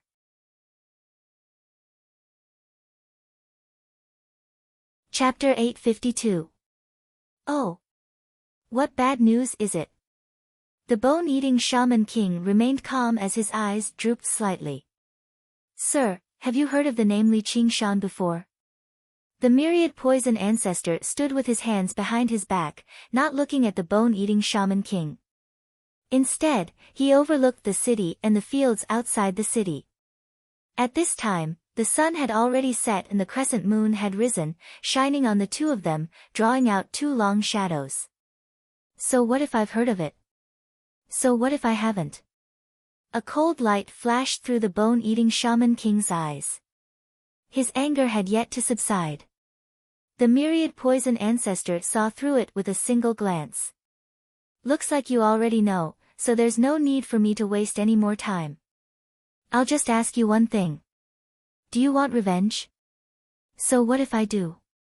So what if I don't? The bone-eating shaman king's fury vanished in a flash, recovering his unfathomable bearing of a king in the blink of an eye. If you want to, I'm willing to lend you a hand. If you don't want to, I won't waste any more time and we'll leave now. The myriad poison ancestor said. Against someone like the bone-eating shaman king, speaking too much was completely useless. Saying too much would instead make him suspicious. Taoist myriad poison, you're really scheming. You want me to help you take revenge? Since you already know, then let's not beat around the bush. Li Qingshan and I are absolutely irreconcilable enemies. I will definitely make him suffer all the pain in the world and die from a myriad of poisons attacking his heart. The myriad poison ancestor's face sank, and his deep voice was filled with extreme resentment. He's a mere golden core cultivator. Can't you actually kill him casually, fellow? The bone-eating shaman king asked in doubt. Savage Mountain is a rare blessed land of cultivation in the south. The power of the formations is extremely great. He hides in there all year round. So be it. If you don't want to take action, I'll return to the myriad poison cult to cultivate. I'll get my revenge sooner or later, but I'm afraid that Li Qingshan has secretly fled back to the Chan monastery of Devanaga in the Green province. By then, even you and I won't be able to do anything to him. I'm just afraid that once he undergoes the third heavenly tribulation, he'll come back to make trouble for us. As the myriad poison ancestor went on, he seemed like he could no longer hold on to his pride and was about to leave in a huff. Fellow Taoist, please wait. The bone-eating shaman king stopped the myriad poison ancestor and said sincerely, I have to kill that bald ass too. If we work together, how can we let him run wild? Bald donkey? The myriad poison ancestor was taken aback before realizing that the bone-eating shaman king thought Li Qingshan was a disciple of the Chan monastery of Devanaga, which was why he was a monk. There was no need for him to explain this tiny misunderstanding. He secretly rejoiced inside, I've finally fooled you, bone-eating barbarian. He let out a long sigh. Exactly so. But I have to say something first.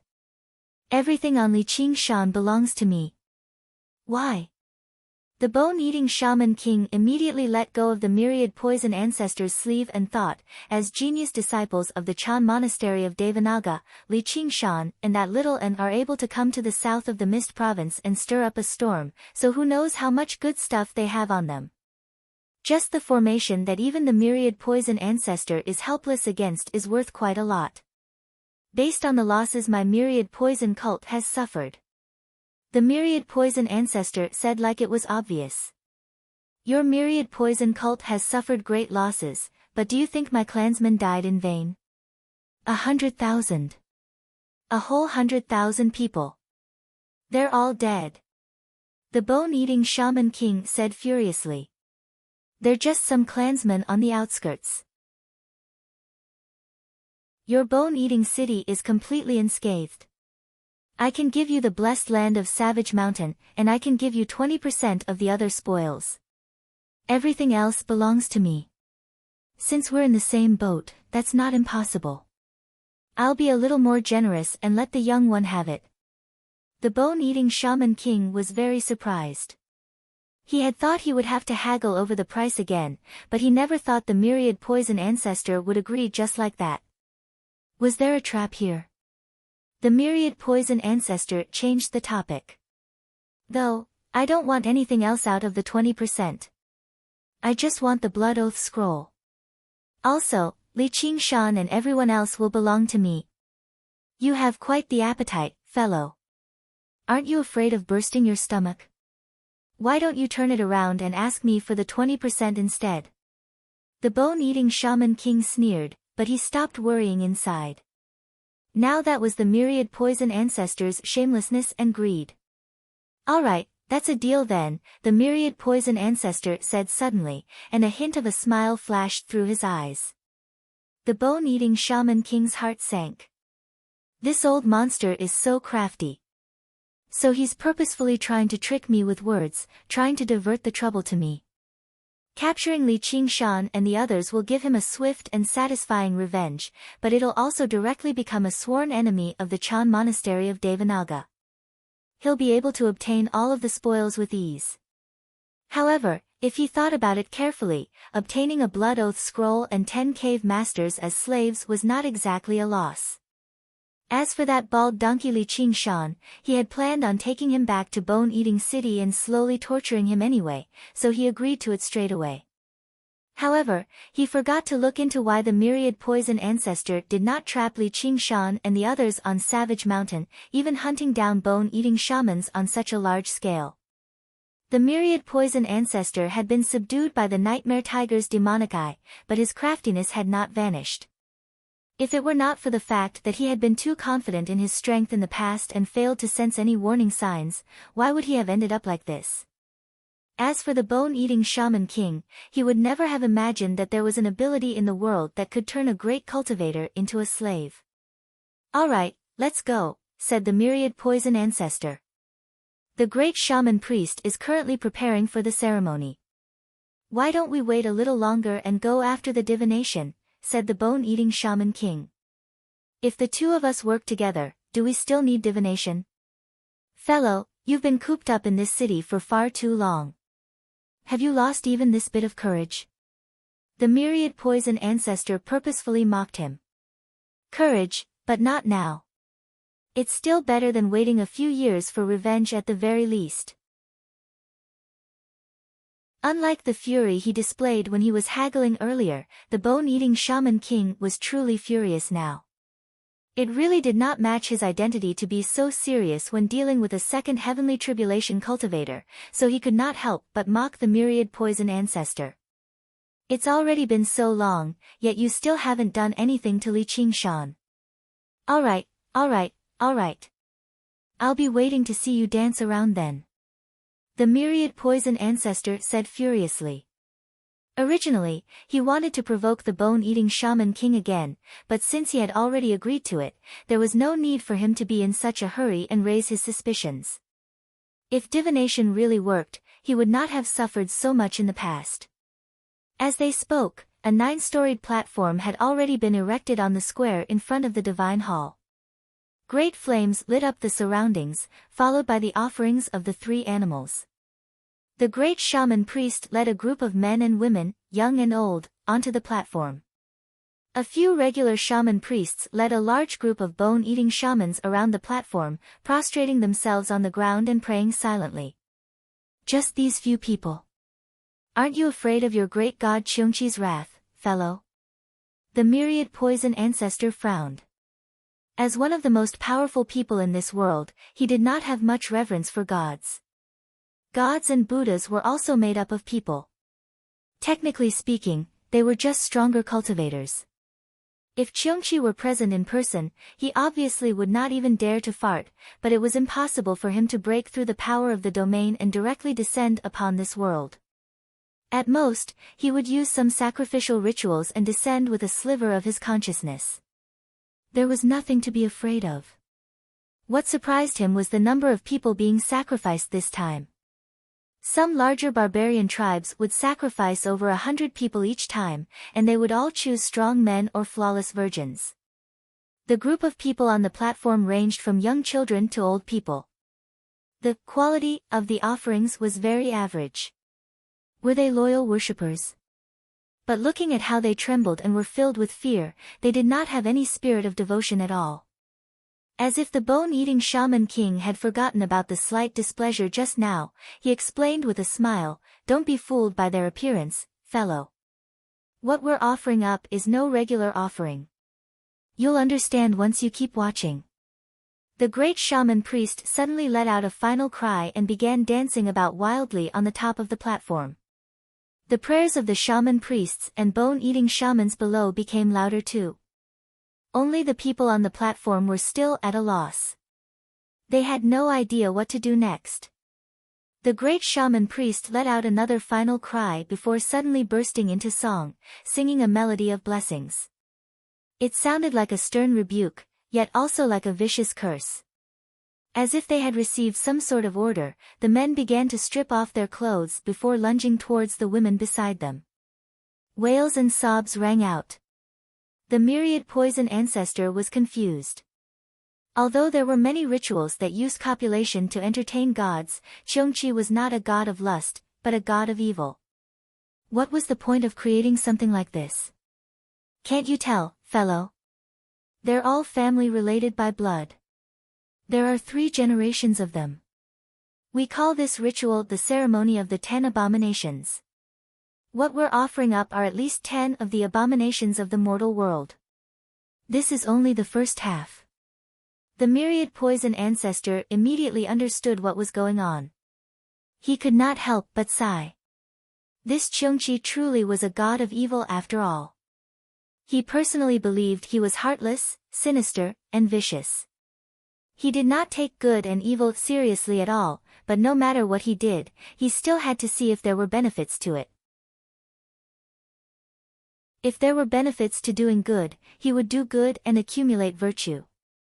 He would not do evil for the sake of evil like this. His actions were closer to demon folk. On the platform, the copulation continued, but it turned into a brawl very soon, as well as murder. This was the so-called second half. In that moment, human tragedy unfolded in this tiny space. The abominations of the mortal world it contained were no longer limited to just 10. The great shaman priest seemed to lose his consciousness. His body trembled violently as he let out desperate cries, becoming more and more miserable. The color of pus rose up from the platform, gathering on his body and rushing into the clouds. The myriad poison ancestor was unconvinced. This sort of backward divination had already been eliminated from the cultivation community a long time ago. Even though the so-called gods that resided in a higher world possessed even greater insight into fate, they were still worlds apart after all, and the gods were not necessarily skilled in divination. Even if these conditions were met, they might not necessarily respond. There was a price to pay for divulging the heavenly secrets. In the end, it would often turn into a farce. Some smaller tribes did not even possess the ability to connect with another world. The shaman priests would just pretend to be possessed by a god, and the results of their divination would all be nonsense. Only a single person remained on the platform. He had just personally killed his own mother, and his neck had been ripped open by his son. Blood flowed endlessly, and he died in the blink of an eye, completing the final tragedy of the ceremony of the 10 abominations. The great shaman priest suddenly stiffened up and collapsed on the platform before leaping up again. He gave off an indescribably terrifying aura and bellowed at the bone-eating shaman king, "Don't."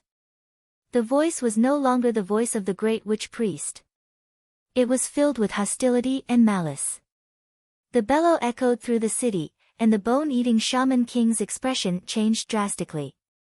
The myriad poison ancestor was surprised too. It actually worked, and it was a direct warning.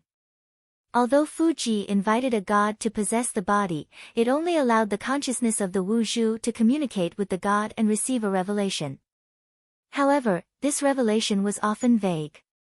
Only a liar would directly pretend to be a god and speak. With the bone-eating shaman king and the myriad poison ancestors' cultivation at the third heavenly tribulation, they could obviously tell whether this was a scam or not. The bone-eating shaman king asked in a hurry, "Great god, why not?" However, the terrifying aura had already receded like a receding tide. The great witch priest's body swayed, and like a puppet whose strings had been cut, he fell onto the stage and turned into a pool of blood. Her brain core exploded loudly, and an invisible, violent power swept out in all directions. The tower immediately collapsed, and even the bone-eating shamans nearby were sucked in, dying on the spot. Inviting a god to possess the body came with a price, which proved the veracity of the warning once again. "Myriad poison, just how many things are you still hiding from me?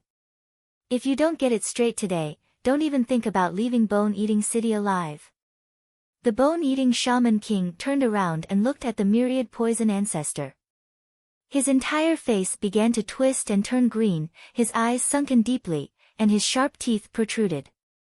Great God Cheongchi was willing to pay such a price to warn him, so clearly, the matter definitely was not as simple as it seemed. A roar rang out from behind, vaguely resembling that voice. A huge, vicious Cheongchi walked down from the totem. Its bloodshot eyes stared at the myriad poison ancestor maliciously, ready to lunge over and kill him at any time. The myriad poison ancestor secretly cursed his bad luck. If it were only the great witch priest who had received a revelation and issued a warning, he could still provoke the bone-eating shaman king with words, but a god had directly issued a warning now, and the great witch priest had even died on the spot. As long as the bone-eating shaman king's head was fine, he would never go to the savages with him again. Ignoring the threats from the bone-eating shaman king and the Cheongchi totem, he said emotionlessly, "This battle will be a little dangerous, or why would I drag you along with me? You're trying to drag me down with you." The bone-eating shaman king's black hair stood on end, piercing his robes like thorns and covering his entire body. He no longer seemed human anymore. Now that Cheongchi had pointed it out, he immediately sensed the life-threatening danger hidden within. Many of the aspects that he did not understand also became clear. It was no wonder that the myriad poison ancestor had yet to settle his grievance with such a great grievance. As long as he cast aside his pride and made a promise, finding 2 or 3 helpers would have been a piece of cake. Why did he have to wait so long before finding Bone-Eating City and asking for his help? He was clearly taking advantage of his inability to sense fate. The great cultivators all sensed something amiss. Speaking of which, that Li Qingshan managed to reach his current realm of cultivation in his 30s, falling out with the myriad poison ancestor here, yet he was still bold enough to hunt and slaughter bone-eating shamans on a large scale. Had he really lost his mind? Why had the myriad poison ancestor suddenly turned into a ghost cultivator? He probably suffered much more on Savage Mountain than the rumors suggested. It was impossible for that bald-ass Li Qingshan to possess this power. Just what kind of terrifying, colossal figure was behind him? It was fine if the bone-eating shaman king did not think about it, but as soon as he thought about it, he thought about the problem too deeply. He felt like the waters he was in were unfathomable. Then he thought about the several hundred bone-eating tribes whose locations he had accurately grasped, and he could not help but think of a possibility. That person from the Mist Province does possess this ability. Not only can he use plants as his eyes and ears, but his divination is also one of the few across the 9 provinces, able to confuse his senses. However, he would normally kill someone like that casually. Has he discovered my plan? Thinking up to there, the bone-eating shaman king could not help but gasp. If his plan were made public, there probably wouldn't be a lot of people, whether it be humans or demons, righteous or demonic. The banyan tree king who devoted himself to maintaining the balance of the Mist Province would have to kill him no matter how peaceful and magnanimous he was. It was even more impossible for the king of Southern Yu to allow his own backyard to catch fire. Don't tell me those 100,000 bone-eating shamans have only lured me out of bone-eating city so that they can strike at ease? If I really make it to Savage Mountain, there'll probably be a few demon kings standing guard there, and I'll be greeted with 7 or 8 innate abilities. I won't be able to block them no matter how powerful I am. There might even be honored guests sent by the king of Southern Yu's estate to specially cut off my path of retreat. Only death awaits me. I can't go. The more he thought about it, the more shocked and terrified he became. His fury towards the myriad poison ancestor grew deeper and heavier. Who knew what role he played in all of this? Myriad poison, you've gone too far. I'll eat you. The bone-eating shaman king was utterly enraged. The Cheongchi totem lunged over, and at the same time, the protective formation of bone-eating city was activated too, shining brightly and dyeing the night sky blood red. Combined with the blessed land of spiritual qi, it became even more startling. He wanted to kill the myriad poison ancestor right there and then. Both of us were willing. What do you mean I'm going too far? The cultivation community is all about strength. If you're afraid of revenge, I won't force you to do it. You want to force me to stay here? You don't want this bone-eating city anymore, do you? The myriad poison ancestor's green robes ruffled as he said fearlessly. This was why great cultivators had to cram for the arts of divination once they underwent the 3rd heavenly tribulation. In particular, demonic cultivators would be screwed over because they were not skilled in divination and could not outdo others in divination. In 2 words, they deserved it. The bone-eating shaman king held back his fury and stopped the Cheongchi totem. He knew the myriad poison ancestor was right. Even without a clash, just the shockwaves from the battle were enough to destroy bone-eating city. If he really was forced to the brink of death and blew up his soul nascence, the entire formation would be destroyed, and the Cheongchi totem would be destroyed. He would probably be injured too. This was the price he had to pay for killing a great cultivator. If that really happened, he would be the only bone-eating shaman king left in the world, and he would no longer have anywhere to hide. It was very likely that the bone-eating shamans would be completely wiped out.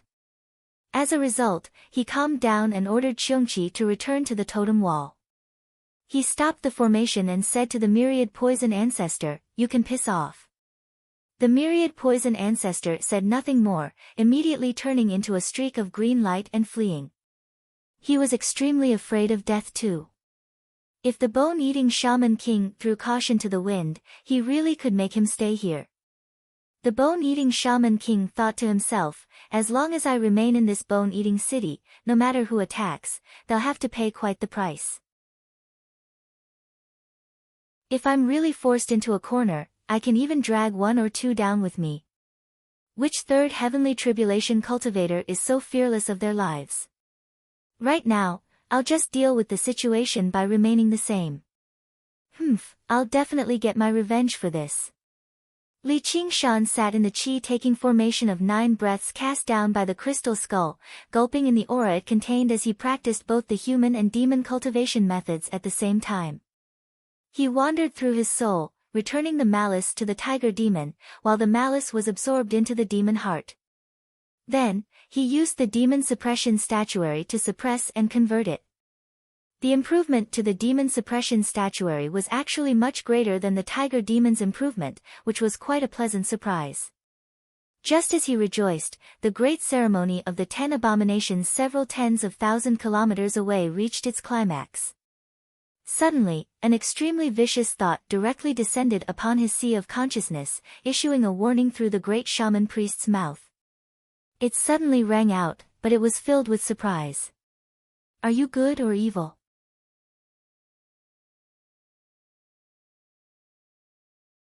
Chapter 853. Li Qingshan just happened to be cultivating happily. When he suddenly heard this question, he retorted almost instinctively.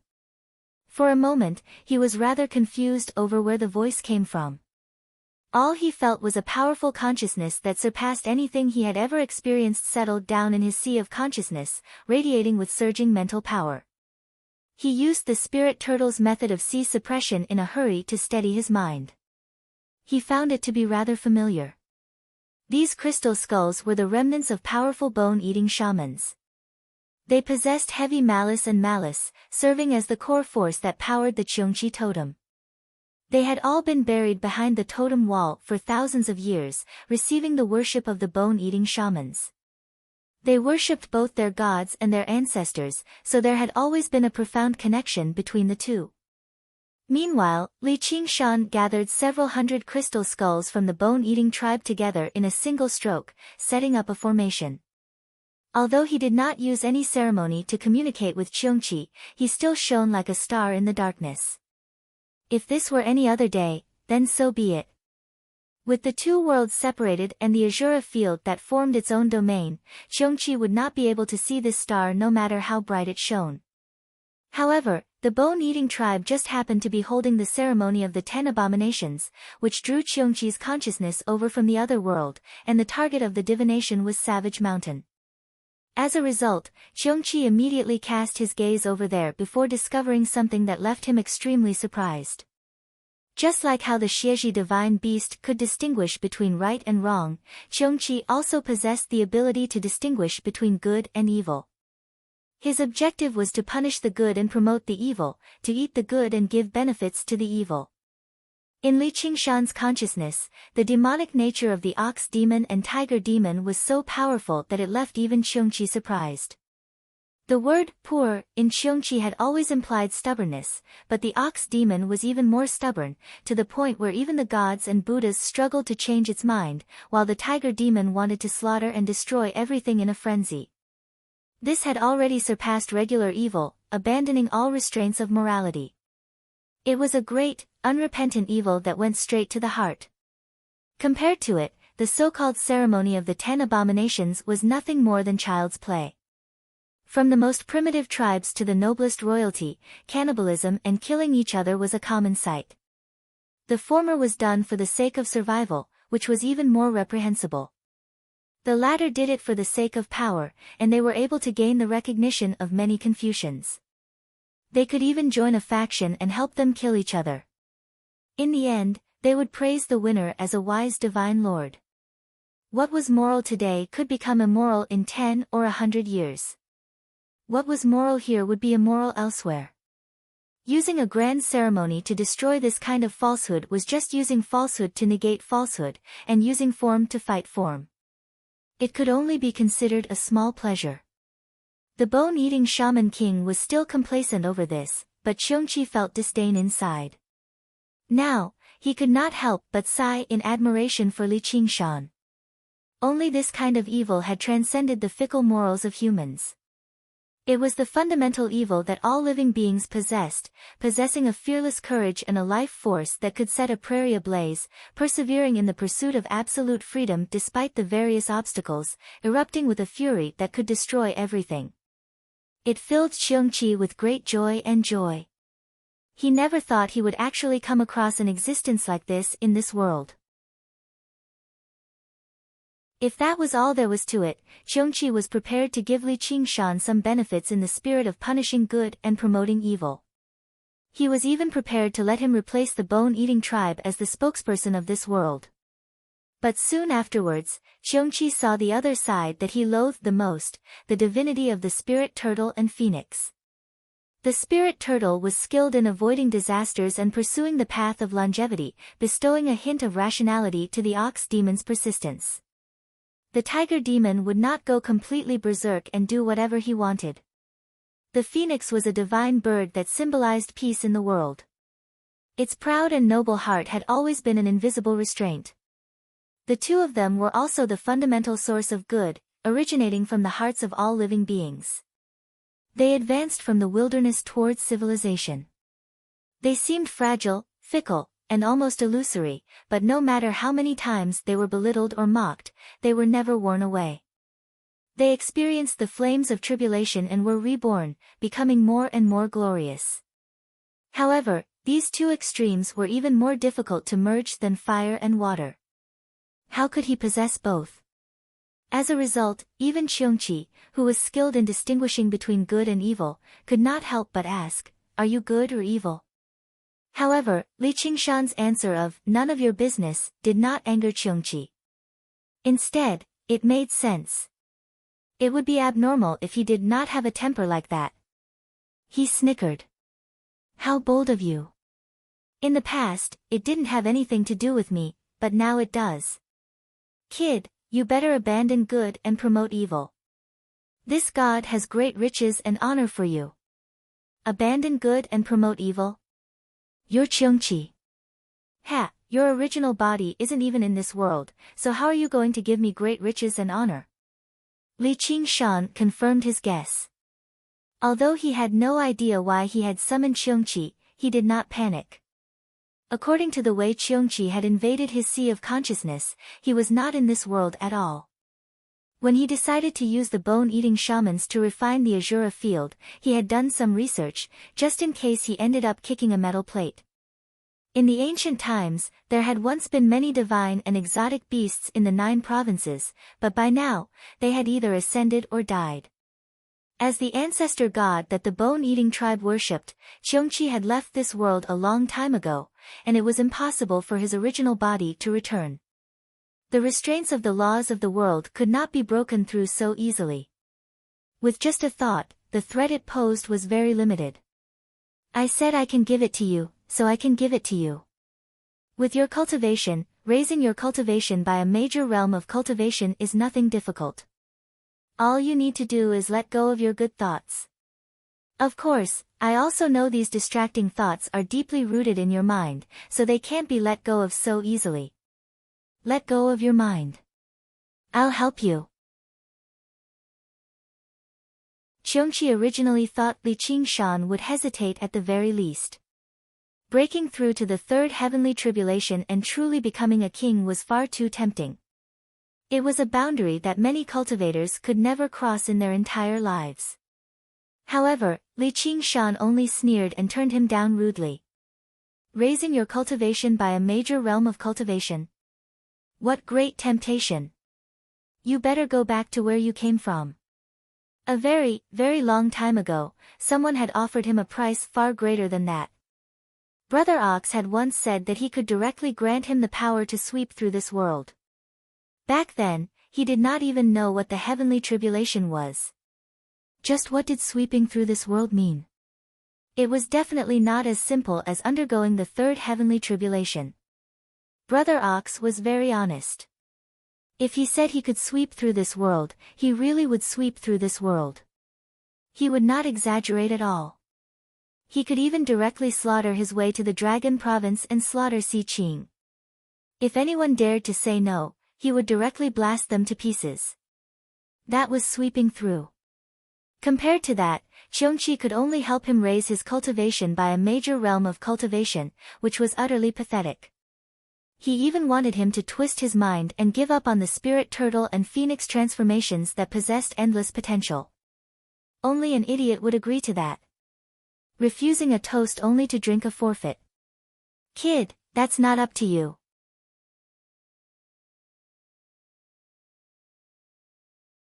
Chapter 854. The roars surged like the tide, stirring up the entire sea of consciousness. They were filled with endless sin and madness. Li Qingshan was unfazed. After being tempered in the nightmare of the Mirage Sea, his willpower had become even more determined. The spirit turtles suppressed the sea of consciousness, the tiger demon devoured the malice, and the demon heart converted the evil thoughts. The will condensed from over 1,000 crystal skulls was startling, but a will was still a will at the end of the day. It was not actual power. It could not self-destruct like a soul nascence. As long as his willpower was not destroyed, he could do anything. Sure enough, you're very stubborn. Let me show you something good. Cheongchi snickered strangely. Suddenly, countless images and sounds exploded in Li Qingshan's head, displaying the darkest, evilest, and craziest side of the world. It radiated with the deepest despair. Li Qingshan's expression changed. He appreciated the darkness with great interest. It really is something good. Regular people can't see these wonders, so why don't you show me a little more? These aren't illusions. They've all happened in reality, Cheongchi could not help but remind him. I believe you. Reality is far more horrifying than you can imagine, Li Qingshan said calmly. You're not disappointed? Cheongchi had used this move on many people in the past. In the end, they all felt disillusioned and abandoned the light for the dark. I didn't want to, so what's there to be disappointed about? True warriors are brave enough to face their miserable lives, brave enough to stare at the dripping blood.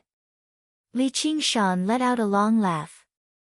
At this moment, the clear light from the spirit turtle had completely suppressed Cheongchi. All he needed to do now was wait.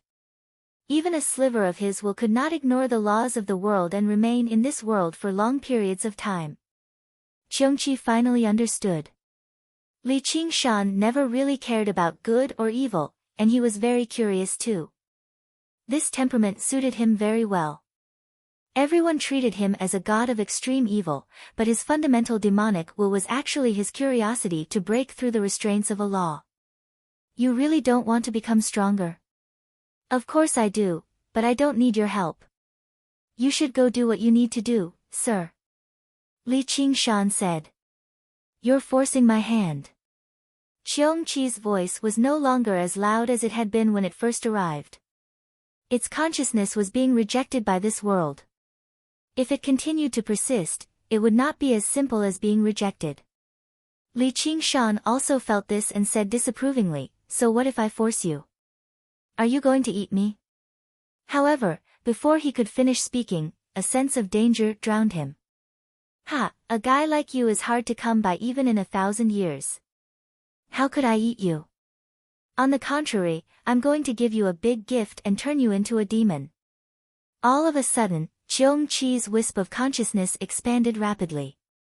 Ignoring the suppression of the natural laws, it passed through layers of barriers and rushed into Li Qingshan's spiritual sea. Although it was only a wisp of consciousness, the demonic nature contained in this wisp of consciousness was pure and profound. Not even 1,000 crystal skulls could compare to it. In an instant, the clear light from the spirit turtle was directly dispersed.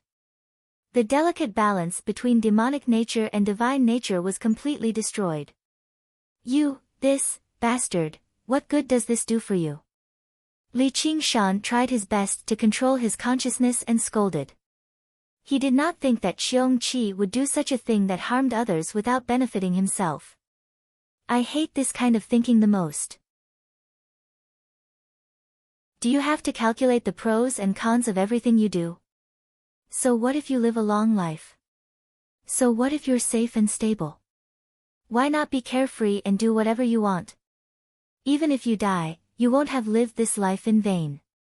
How about it, let's see how you can still control yourself. Little friend, take care. I can feel that we will meet again. Although Cheongchi's voice was excited, there was already a hint of weakness. After saying this, he hurriedly withdrew his consciousness to avoid an even more serious backlash. Although it sounded long, the exchange of consciousness was actually only a moment. In the Azura field, Little End was standing guard for Li Qingshan. The 9 breaths aura-consuming formation suddenly operated at a speed 10 times or 100 times faster than before. The aura that was originally slowly exhaled surged towards Li Qingshan wildly, completing the task that would have taken half a month to complete in an instant. Little End waved his sleeves and put away the crystal skull that had become dim. He frowned and looked at Li Qingshan, worried that this would affect his temperament. He also felt that there was something unusual about this matter. He tried to call out a few times, but he did not get a response. Not long after, Li Qingshan's body began to tremble all over. His body rapidly grew larger, revealing the appearance of a demon. In an instant, he became as lofty as a mountain. His eyes were tightly shut and his expression was distorted, as if he was suppressing something. However, the evil aura emanating from his body became heavier and heavier. He suddenly opened his eyes and shot out 2 rays of scarlet light. Li Qingshan lowered his head and looked down at little Anne. He squeezed out 2 words from between his teeth, "Get out." Before he finished speaking, there was a loud boom. An iron fist smashed into where little Anne was standing. Soil and stone flew everywhere. The earth cracked, and a huge crater was blasted open. Li Qingshan withdrew his fist. The crater was empty. With his last bit of willpower, he moved little Anne out. However, before he could even heave a sigh of relief, he immediately fell into complete madness. His figure became taller and more muscular. The phoenix wings on his back disappeared. His horns were like hooks, becoming sharper and sharper. His scarlet hair was like fire, becoming fiercer and fiercer. He took a step forward, and the earth shook. He let out a furious roar, and the wind howled. He spread his arms, and his killing intent soared into the sky. The blood-colored whirlpool, which had already reached the critical point, began to spin again. An extremely muscular Azura commander descended from the sky. The weapon in his hand was no longer a mace. However, as Yin Qing had expected, it was a double-edged mountain axe. He was cursing his bad luck in his heart. Just as he was about to fight, he sensed an extremely familiar aura. Azura King. However, before he could see this Azura field, a shadow whizzed over and enveloped him. Li Qingshan grabbed the Azura commander and squeezed hard. Blood splattered, and even the indestructible Azura divine weapon was crushed into scrap metal. He tossed it into his mouth, chewed, and swallowed. Yin Qing stood on the snowy mountain and watched this scene from afar. She was greatly astonished. Li Qingshan turned his head, and a pair of scarlet eyes stared over. A great terror shook Yin Qing's mind. Her entire body stiffened, and she could not move. Nightmare tiger eyes. Yin Qing was a veteran of many battles. She quickly recovered from the shock. The mountain-like Li Qingshan was already in front of her, and his mountain-like fist smashed over. Boom! A section of the snowy mountain was shaved off, and it shattered in the air into snowflakes. Yin Qing had escaped the Azura field at the last moment. Still in shock, she asked the solemn little Anne beside her. He was almost killed. What happened to him? Little Anne did not speak. He focused on Li Qingshan, who was punching the snowy mountain in the Azura field. He suddenly took a deep breath, and a vast dragon roar came from his lips. The dragon roar spread into the Azura field. Since it had the power to attack the soul, it could naturally calm the mind. Li Qingshan ignored it and roared fiercely, "Kill! Kill! Kill!"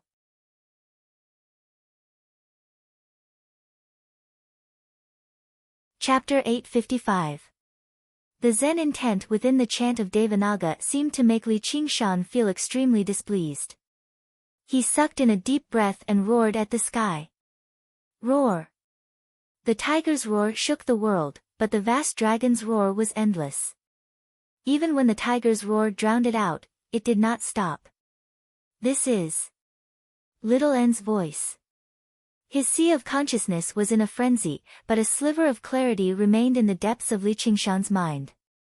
The spirit turtle was no longer able to suppress the demonic nature of the ox demon and tiger demon, so it hid itself deeply, maintaining a tranquil heart. Another Azura commander descended and was smashed to pieces by a single punch. No matter how great its life force was, it could not recover. His demon chi was depleted very quickly, but the strength of the earth continued to support him, allowing him to stubbornly continue fighting against the invisible enemy, against the world, and against himself. No, I can't continue like this.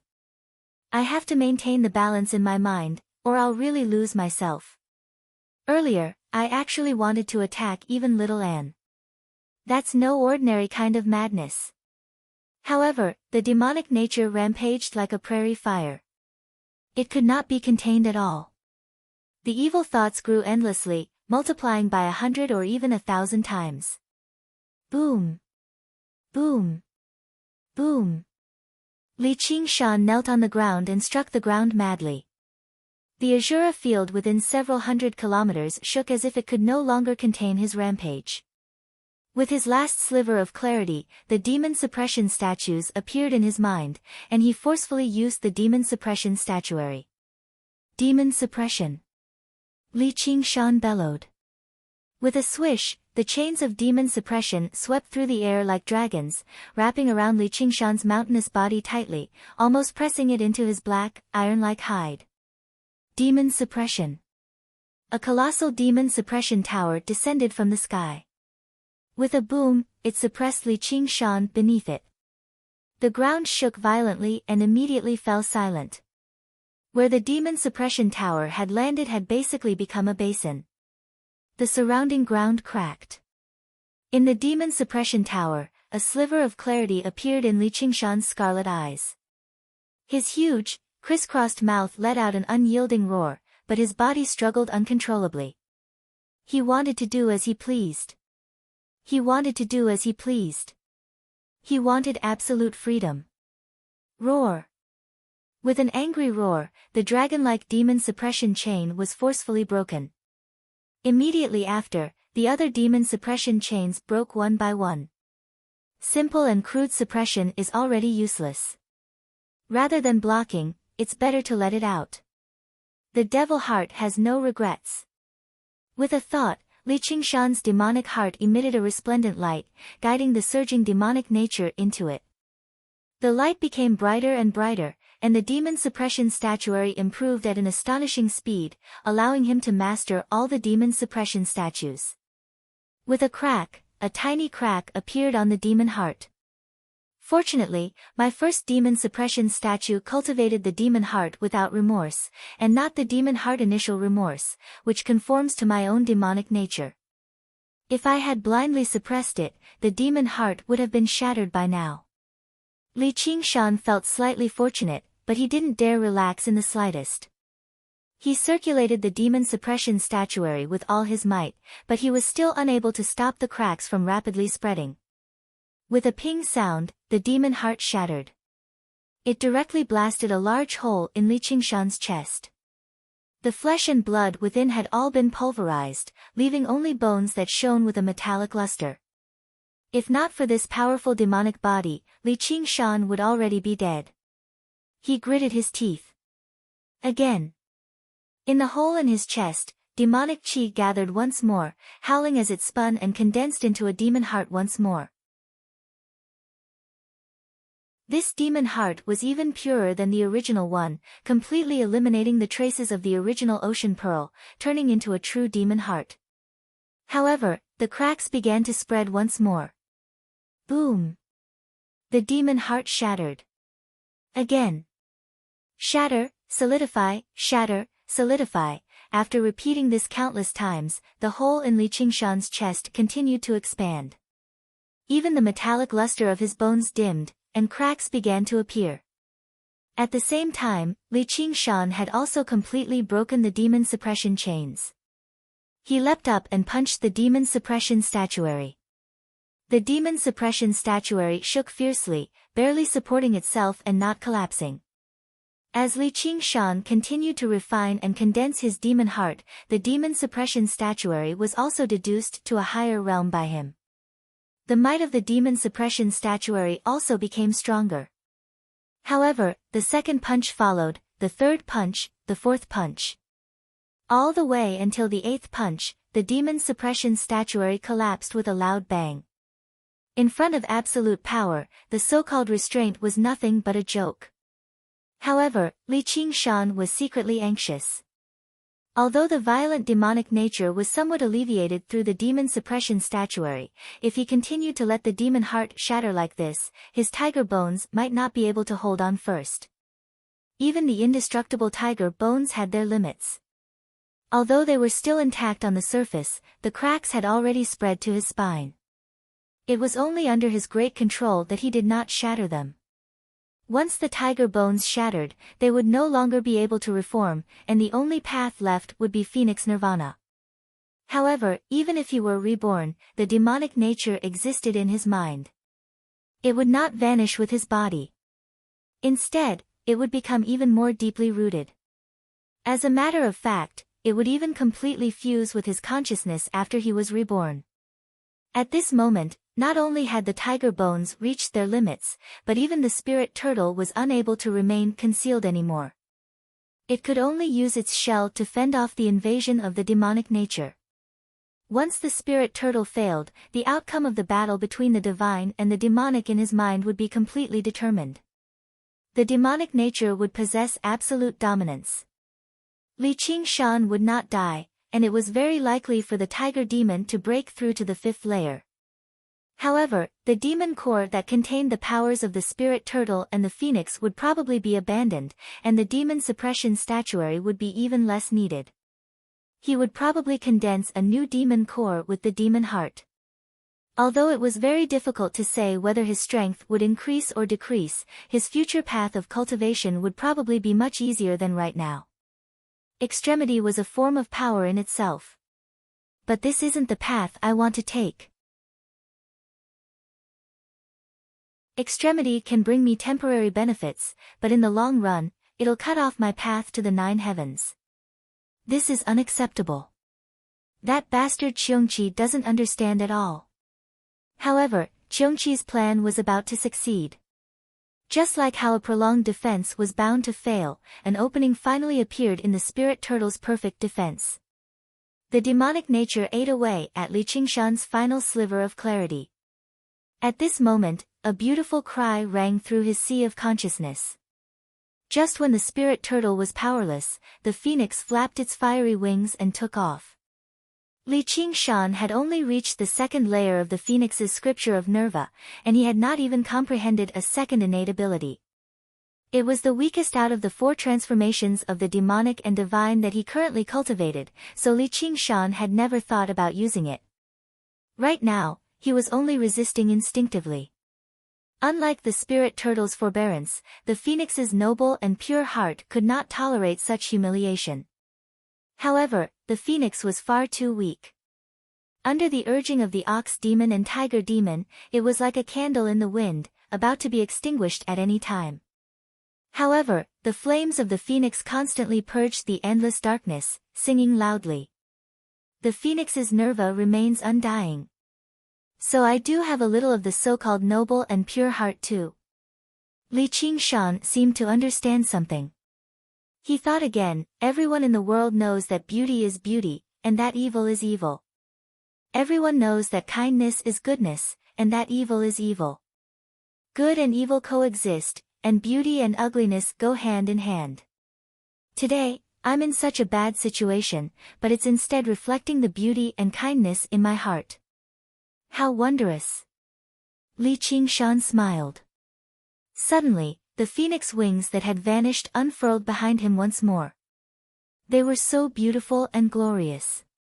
However, this comprehension was not enough to free him from his current dangerous situation. Although he had gained a deeper understanding of the phoenix's scripture of Nerva, it was still only the second layer at the end of the day. The divine nature he possessed was nowhere near as great as the spirit turtle, so how could he contend against the ox demon and tiger demon who had Qiongqi's support? As soon as the flames of the phoenix in his sea of consciousness brightened slightly, they were immediately suppressed. They were about to be extinguished. The phoenix wings on his back fluttered and fell off as well. It was only a moment of glory. With a cracking sound, one of the ribs in the hollow of his chest broke. Like dominoes, it triggered a chain reaction. The sound of bones shattering rang out. Looks like I can only undergo rebirth again. The phoenix has become a little stronger after all. I hope the demonic nature doesn't corrode it too much when I lose consciousness and directly obliterate its divine nature. Then after rebirth, I can slowly nurse it back to its original state. It's a pity that I've wasted this opportunity. The tiger demon transformation and the demon suppression statuary should have been even more powerful. With various regrets and worries, Li Qingshan fished out a small bottle from his sumeru ring. Inside was the medicine that balanced water and fire refined by Ru Xian. He glanced at it before tossing the bottle into his mouth. He used this time to balance water and fire, adding some insurance to his rebirth this time. The demon core had already used up all of its demon qi, so the reconciliation of the two powers went unexpectedly smoothly. As the medicinal effects spread, azure blue and scarlet red rapidly merged together. On one hand, it was because his comprehension of the phoenix's scripture of Nerva had increased. On the other hand, it was because the spirit turtle had used up all of its strength in the battle against the ox demon and tiger demon, which reduced its rejection of the phoenix's power. After all, they were still on the same side. In the moment he completed balancing water and fire, Li Qingshan finally comprehended the second innate ability of the phoenix transformation. By now, the cracks had already spread to most of the tiger bones. Large swathes of his skin had cracked. Death was right before his eyes. As Li Qingshan listened to the vast dragon's roar, he felt a hint of warmth. He silently comprehended the new ability. It's not an offensive ability, and it doesn't seem like I can defend against it either. Looks like I can't use it directly, but it doesn't seem to have any additional effects either. What exactly is this ability? Cracks crawled across Li Qingshan's face, but it was unable to hide his strange expression. His thoughts suddenly came to an end, and his body shattered loudly. Qingshan. Outside the Azura field, Little End cried out. Although she knew he could be reborn, she could not help but feel her heart ache. She was already prepared to receive the phoenix's embryo when she suddenly widened her eyes. In the Azura field, Li Qingshan's scattered flesh, blood, and bones all turned into flames, gathering together and reforming his body. Li Qingshan widened his eyes as well, looking at his undamaged hands strangely. He felt like all of his wounds had already recovered.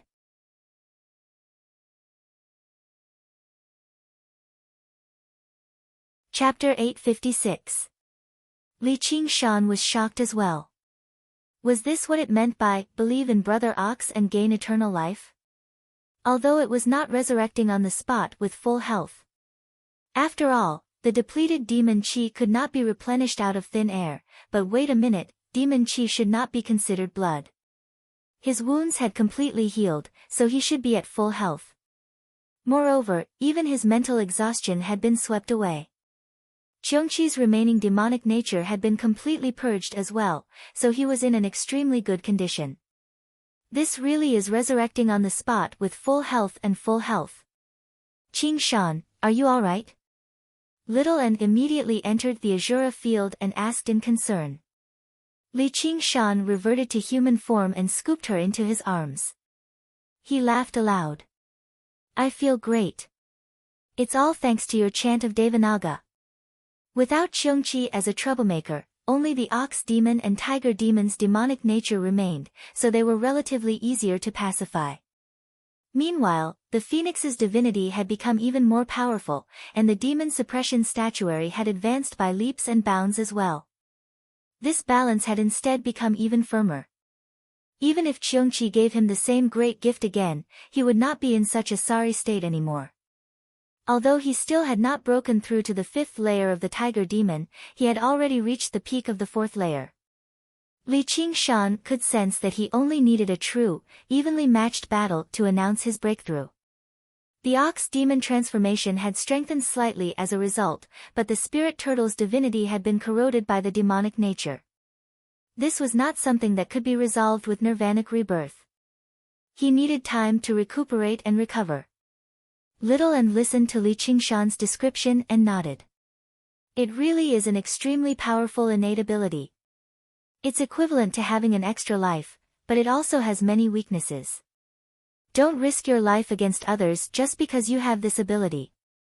Of course, if I were to face an opponent like the Dragon King of the Sea, it'd just be an extra kill for him. And after Nirvanic rebirth, I'll need a relatively long time to recover.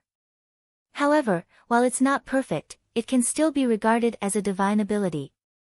If I encounter an opponent who is on par with me or stronger than me, after he kills me with all his might, and I come back to life in the blink of an eye, imagine what kind of expression he will have. Ha! Li Qingshan naturally recognized the shortcomings of the divine ability itself, but he wouldn't belittle himself. The original Phoenix Nirvana could only be used to escape or cultivate, but now that it had real battle value, it could be used as a crucial trump card. Its value couldn't be compared to the past. Little End lay in his arms, her delicate arms wrapped around his neck. She looked at him from the side. Seeing that although he was happy, he did not lose his calm, she finally relaxed and buried her head in his neck. As he embraced Little End's soft body and rubbed against each other's ears, Li Qingshan felt a hint of strangeness in his heart. He thought, looks like I'm still under the influence of the demonic nature. I need to deal with the problem of the spirit turtle as soon as possible. So he let go of Little End and said, let me show you this. Li Qingshan took a few steps back and gave off surging demon qi, condensing into a brand new set of black and red demonic armor. The demonic armor had changed drastically. It no longer wrapped around him tightly, becoming much simpler. It consisted of a helmet, pauldrons, breastplate, gauntlets, armors, battle boots, and so on. At first glance, it instead seemed much simpler, but whether it was the ox horns on the helmet or the tiger's head on the breastplate, they all gave off a primitive, simple beauty. The power they contained was even greater than before. As it shattered and condensed again and again, whether it was the traitorous demon sword or the ocean pearl, all of his distracting thoughts were shattered. His demon heart had never been so pure before, and it had never been so powerful. There's more. Li Qingshan's body swelled up, turning into a towering demon again. The demonic armor expanded as well, still covering his body tightly. However, it had become slightly simpler, protecting his vital points. However, the additional power was real. This was all thanks to the Phoenix's Nirvana this time. Last time, the Phoenix's Nirvana had only focused on harmonizing the 4 transformations, and the demon heart had only been introduced into his body afterwards. This time, however, the various powers in his body had merged into one, becoming more and more compatible. Originally, as the strength of his demon cultivation increased, his human cultivation had already become extremely useless.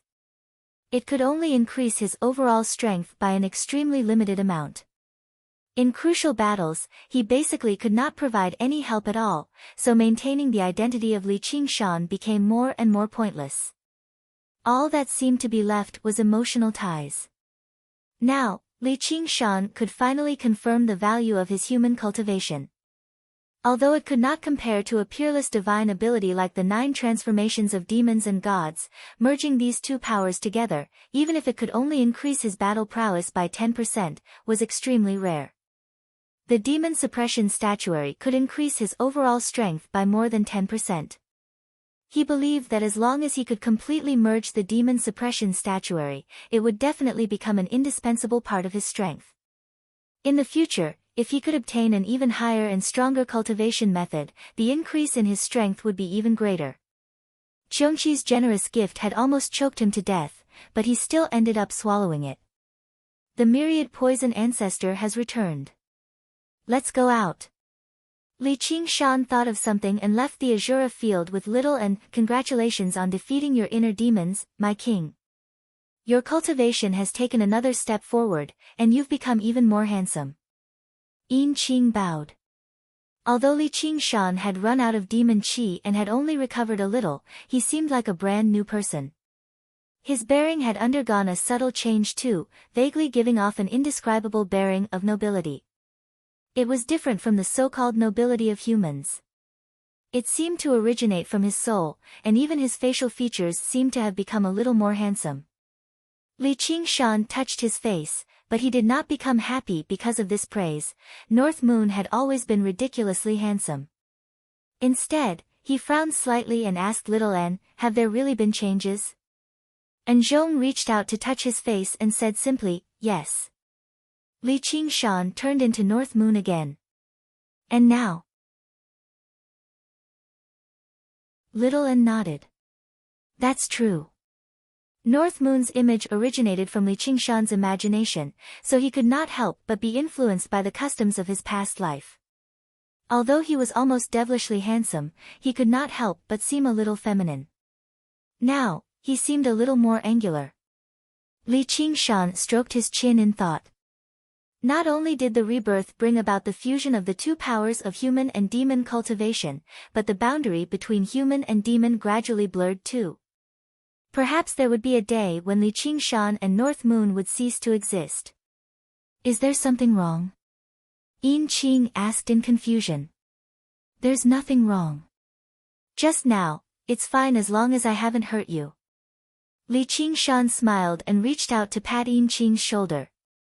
He felt her body tense up, ready to hide in the void at any time. He couldn't help but re-examine her. Her tight clothes outlined her impressive figure, her lips were as red as blood, her breasts were protruding and proud, her waist was supple and strong, and her legs were slender and straight. Pursing his lips, he suddenly felt a strong temptation. Then I'll return to the Azura field first. If your majesty needs something, you can summon me again. Yin Qing seemed to sense something, smiled slightly, and returned to the Azura field.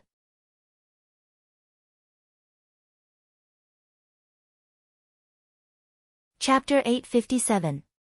After Qiongqi's descent, Li Qingshan felt like his plan might fail, but he still held on to the thought that the bone-eating shaman king might be retarded. After the myriad poison ancestor returned alone, he could not help but give up on this retarded thought. The myriad poison ancestor drifted into the hall. Before Li Qingshan could even ask, he went up and bowed deeply. I've failed in my mission, failing to trick the bone-eating shaman king over. Please punish me, my king. Li Qingshan asked about what had happened, and only then did he understand why Qiongqi had suddenly descended. He never thought the bone-eating shaman would just happen to run into some bullshit ceremony of the 10 abominations or something. Was this a blessing or a curse? You've done very well in this matter. It's also because the bone-eating shaman king's death hasn't arrived yet, so it's not your fault. Do you think the bone-eating shaman king will lose his patience and attack Savage Mountain in the future? Li Qingshan still held on to a sliver of hope. If he could fight the bone-eating shaman king, he would definitely be able to break through to the 5th layer of the tiger demon, and his strength would undergo a qualitative change. The 9 transformations of the demonic and divine became more and more difficult the more he practiced it, but it also became more and more powerful. Right now, he could clash with 3rd Heavenly Tribulation Masters mainly because of the great destructive power of the 5th layer of the Ox Demon. He probably won't. The bone-eating barbarians worship the god of evil, Qiongqi. After receiving a warning like that, they definitely won't act recklessly again. And, the bone-eating shaman king seems to be worried about something. He's rather unsettled. Alright, you can continue refining poison for Ru Xian. Li Qingshan thought. Looking at the current situation, it was not a good time for him to declare war against the bone-eating shaman king. He would make plans after he recuperated for a while and recovered with the phoenix's nerva. If he doesn't come, we'll go find him in the future. Little N said. She had benefited quite a lot this time too. 100,000 bone-eating shamans and 1,000 crystal skulls were enough to support her cultivation for a very long time. Yeah, let's destroy these damned deviants first, and then we'll skin that Qiongqi alive. Li Qingshan yawned. Although he seemed like a brand new person after undergoing nerva, the exhaustion from battle could not be dispelled so easily. The battle between gods and demons in his mind was far more tiring than fighting against humans. Follow me. Little N suddenly grabbed his hand and walked towards the back of 8 Baron Hall. Where are we going? Li Qingshan followed her to the back of the hall and found a simple stone door. Behind the stone door was a tunnel that led deeper into the mountain. Li Qingshan had once probed around with his soul sense. There was a spiritual spring in the depths of Savage Mountain, but that was nothing out of the ordinary. A blessed land of cultivation as rare as this obviously had both mountains and rivers. Wherever the spirit vein was, the spring water would become a spirit spring. You'll know when we get there. Little Ant pulled him down the stairs and walked step by step towards the spirit spring. Fine, it's up to you. Li Qingshan rubbed her head affectionately. He suddenly remembered that she didn't want him to do this, but she didn't object this time. When he reached the end of the stairs, he saw another stone door. Spiritual light shone through the crack of the door. He opened the stone door, and a gush of hot air filled his face.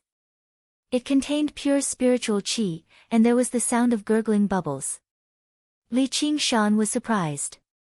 As it turned out, the spiritual spring was actually a hot spring. He would not have noticed these details when he probed it with his soul sense. There were many volcanoes in the Mist Province, and there were many of them in the south in particular. There were also great mountain ranges like Fire Melt Mountain. Savage Mountain was not a volcano, but the underground lava flowed very close to the surface, boiling up the spiritual spring. A simple pool was constructed from spiritual stones in the surroundings. The steam rose up to the ceiling of the cave before condensing into tiny droplets and falling down. Some fell into the pool, while others landed on the rocks, but they evaporated into mist very soon. It seemed like it was drizzling the entire time, filled with mist. The pool water shimmered in the darkness. Even the mist was filled with light. It was beautiful. In the very beginning, the cave masters of Savage Mountain could come down separately to collect water for alchemy and artifact forging, but demonic cultivators were all selfish people who refused to suffer any losses. They would collect as much water as possible as soon as they arrived. Even if they could not use it right away, they would never let others take advantage of it. Very soon, many conflicts arose due to the uneven distribution. If it were not for the Blood Oath Scroll, a great battle would almost have broken out. In order to prevent the conflicts from intensifying and the spiritual spring from running out, they just sealed it up with the 8-point formation in the end. No one was allowed to touch it. If they wanted to use the spiritual spring, they could only use some tributary springs with thinner spiritual qi, which were much less valuable.